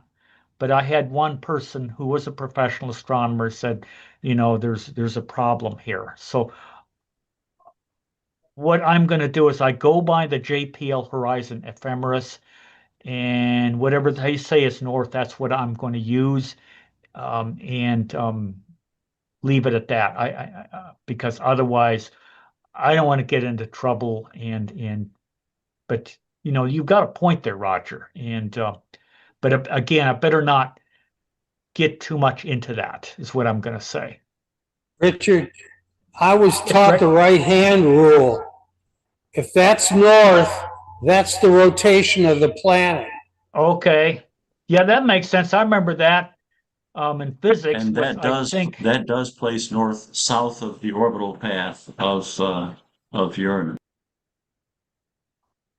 Yeah, I think it has to do with the direction of the rotation too, though. You can't. It's the direction of the rotation because that's going to depend. That's going to determine your finger direction, whether it's east or west.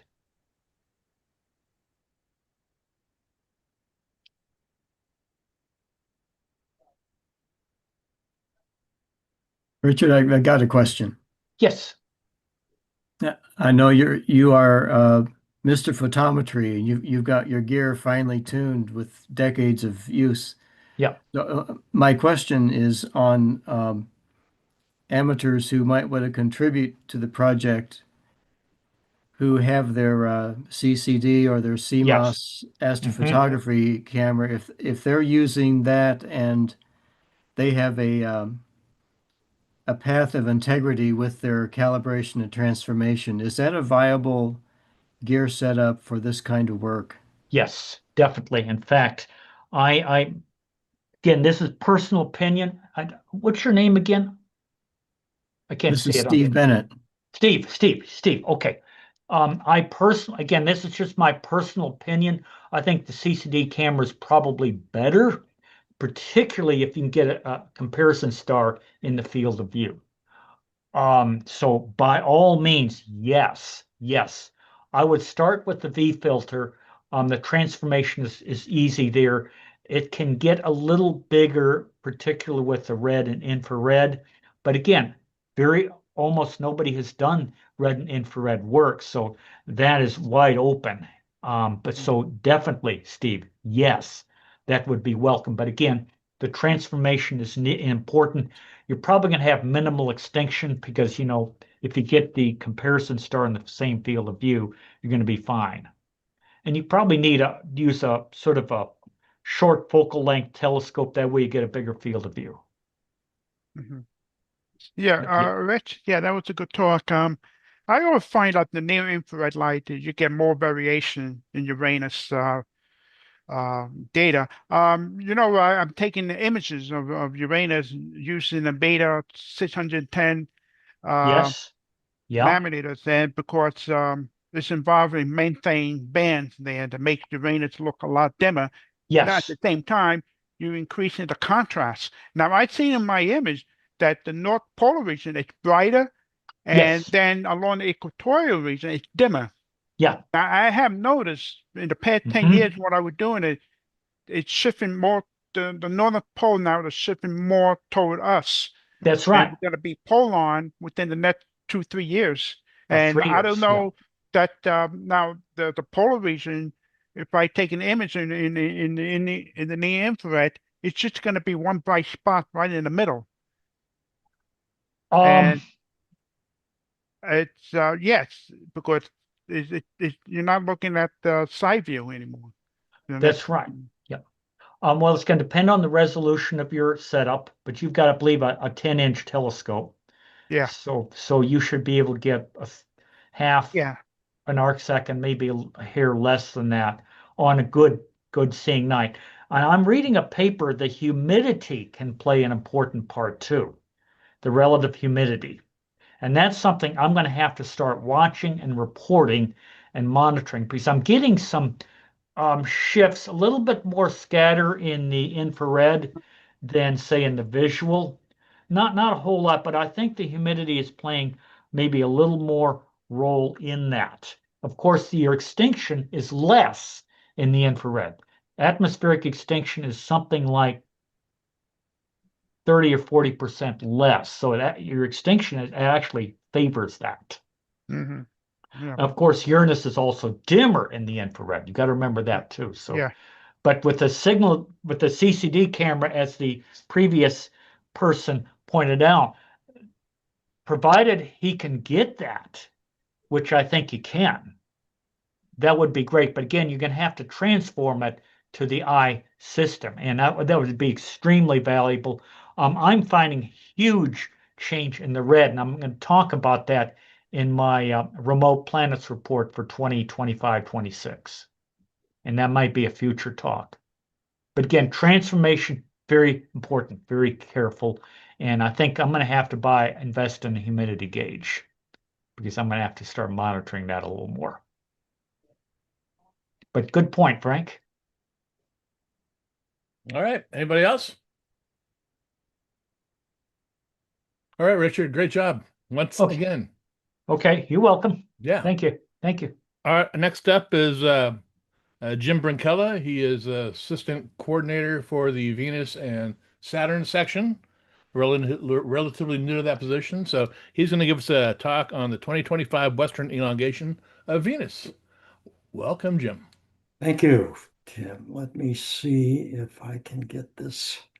What am I doing wrong? Oh, here we are. And this should work. So we got. Yep. How's that? Good. Pretty good. Pretty good, James. Okay, now I got to go to full screen, huh? How's that? Okay, Yeah. as Tim said, I am new to this. I actually, I've got a long history in amateur astronomy. I got my first telescope at age 10 and have progressed over the years to where I was actually building telescopes in the 1990s. Some of you may have heard of Star Splitter. This is a few images. I stopped building telescopes in the early 2000s and turned to more observing as I got nearer to retirement. I currently have a Instagram site where I started doing iPhone photographs of the moon. And now the last couple of years, I've shifted to getting some CMOS cameras and taking some planetary images. So here's a few shots of some of myself and things I've done. Observatory in the backyard's got a limited view of the zenith between houses, but I do most of this Venus work to get east and west. I have to do it from the backyard. I got interested in Venus back about 2 years ago when Greg Chanis, and I'll give him a credit, published that article on seeing Venus in a different light. And it made me interested in trying to image Venus with UV and IR filters. And as the 2025 elongation came up, it provided an excellent opportunity for me to do this.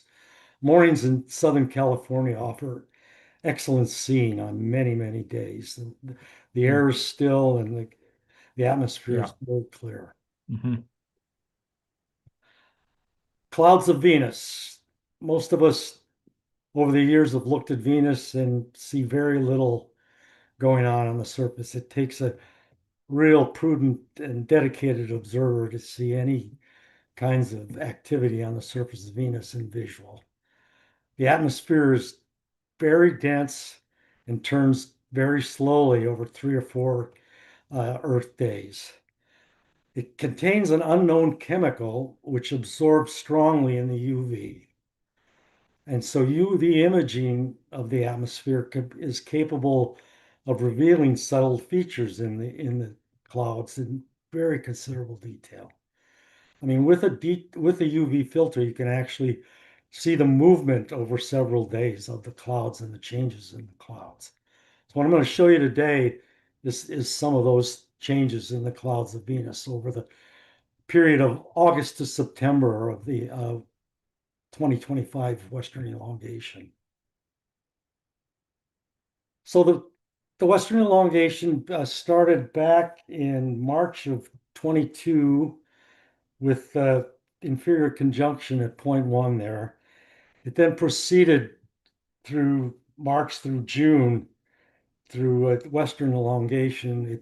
It reached its highest point 4 at its greatest altitude on August 14th, and then proceeded to superior conjunction in January of 26. And here's the details of that movement I just showed you. Here's a quick shot of the equipment I used for the majority of these images. I have 2 large Mac Sudoffs. I've become a Mac addict. This is a 9-inch Intez on a non-go-to astrophysics mount, and I use a Player One CMOS camera. I also have a 9.5-inch Romano Zen Mac Sudoff, which is also a very excellent. That's in the observatory, and I use it with astrophysics 1200 go-to mount. So that, and actually, Richard, sometimes I do those Uranus images with that telescope.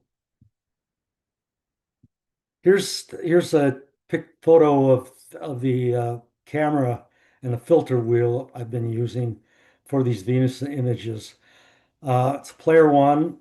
I find these to be excellent cameras. They've got a fast frame rate. and excellent. They produce excellent quality. I've got several UV filters. I like the Chroma U the best. It's got a maximum a bandwidth about 100 nanometers, around 360. So you're seeing these images in the far UV. Well, not the far UV, but in the strong UV. So with regard to imaging and processing, I use SharpCap. I'm just a beginner in this CMOS and CCD photography, so I'm using pretty basic tools. I find SharpCap to be very user friendly. I'm not a super processor at this point. I use ZYO's ASI Studio, which I'm not sure how many people are familiar with that, but it's got a really streamlined stacking and image processing module in it that I find very convenient for using. So here we go. Back in August, it was one of the first images I got. You can see the clouds in banding and a white spot at the terminator, or not at the terminator, at the western edge. This was on the 17th. On the 18th, you could see how the clouds had shifted. You still have the bright spots on the poles. The clouds tend to form kind of a Y-shaped formation in this near the equator. On the 19th, we got pretty much a straight heavy band with a lighter spot in the center. Again, the pole is a little darker. On the 20th, we're getting the banding again with the poles brightening. When we move on the 21st, we get a change in the bands. Again, with one pole darkening, actually. On the 26th, a few days later, we get kind of three dark bands, three medium bands, and some lightness near the poles. Then the weather wasn't quite right for a few weeks. In September, I got a bright spot and some banding with a kind of the classic Y-shaped formation. And then I think this is my last image. On the 23rd, we get a triple band with a white spot and one pole brighter than the other. And I think that's it. I know this is kind of a quick briefing, but I just wanted to show you my early work on Venus and my UV imaging. So I'll be glad to take any questions about my processes or the images. Yeah, James, it's Greg. Boy, I'm glad my article inspired you. We need more Thank you Venus very much. I images. really enjoyed it. It got me highly motivated. I went out and bought all the filters and I've tried them all. That's what it's all about, to motivate each other Yeah, to image the planets. Thank you again. Yeah, Really appreciate and it. the thing is, Venus is very vanilla and bland and invisible, but once you put UV, you can see the cloud patterns and they're not predictable. You go to Windjupos and you'll know from the central meridian what face of Mars you're seeing. Jupiter, Saturn, and the other planets. But Venus, yeah, the central meridian, but you don't know what the clouds are going to look like.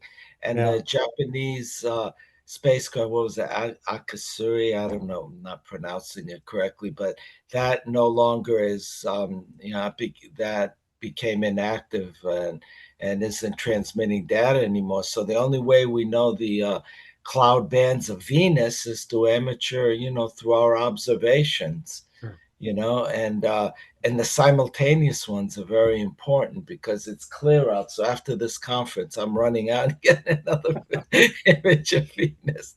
But I mean, yeah, I've been trying to get some images here in fall.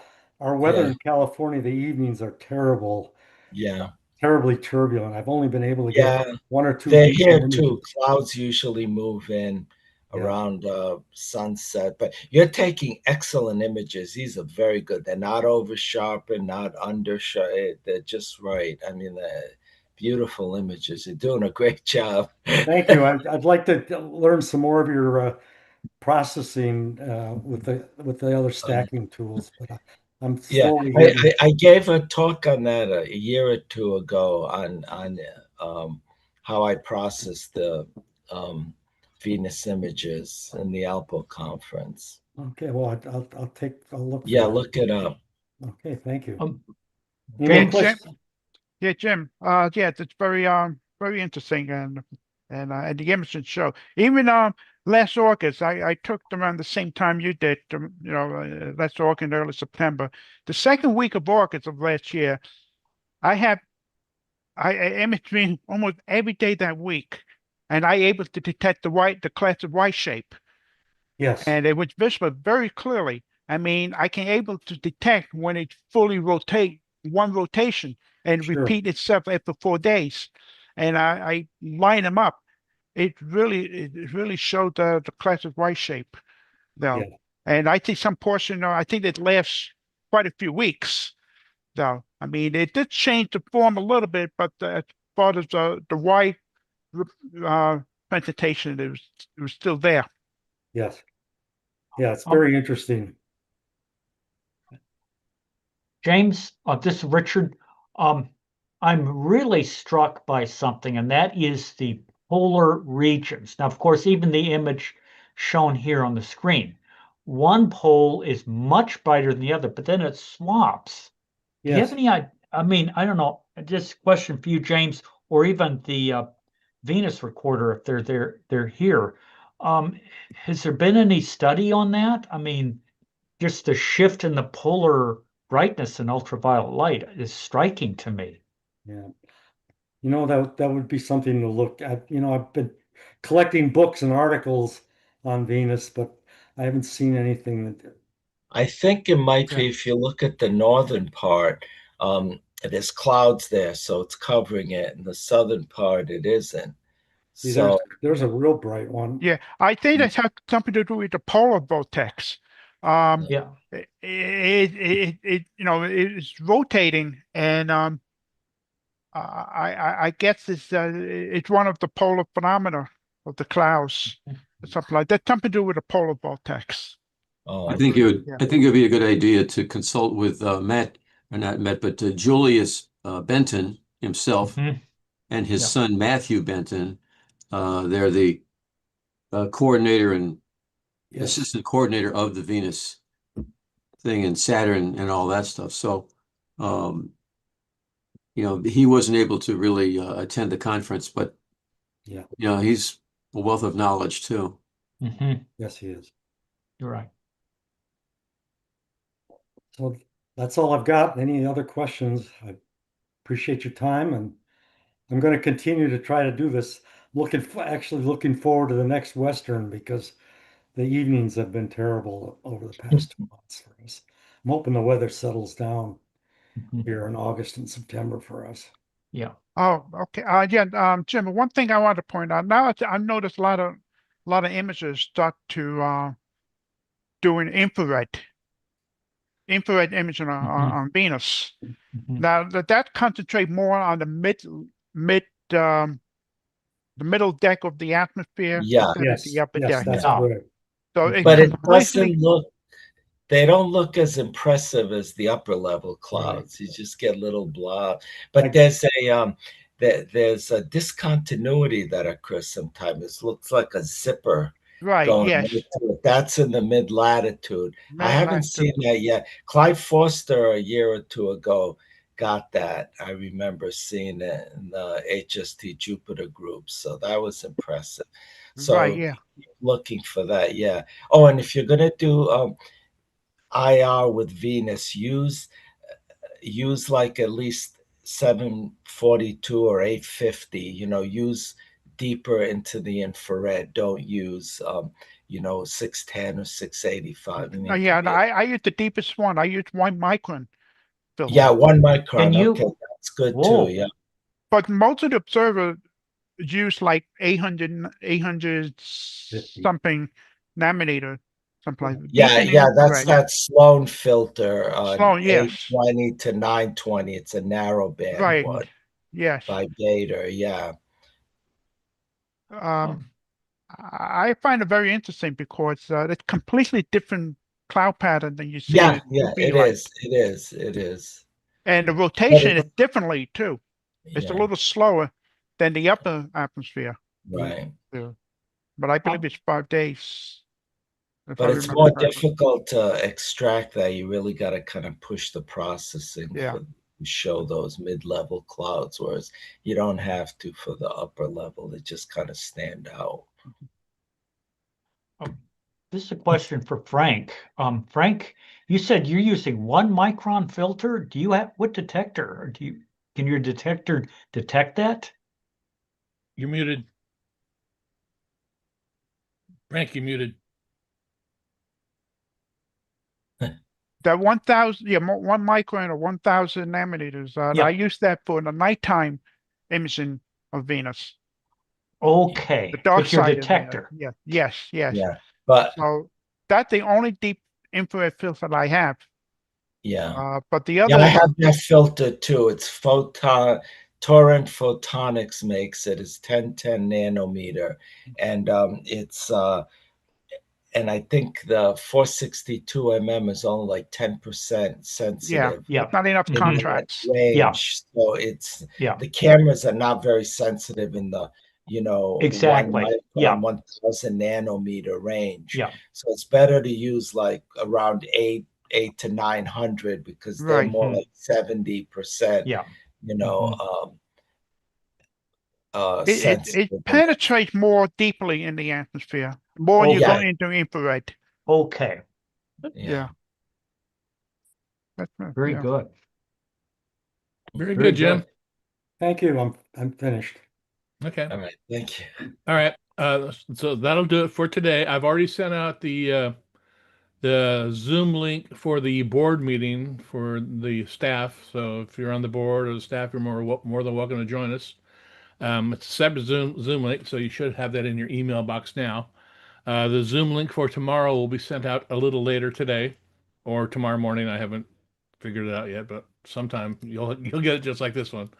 But I want to thank everybody, all the presenters and all the attendees, both on YouTube and on the Zoom channel. Thank you for being here. Great conference so far, and we will continue tomorrow. Thank you very much. Have a good night, guys. Thank you. Okay. Night. Good night. Take care.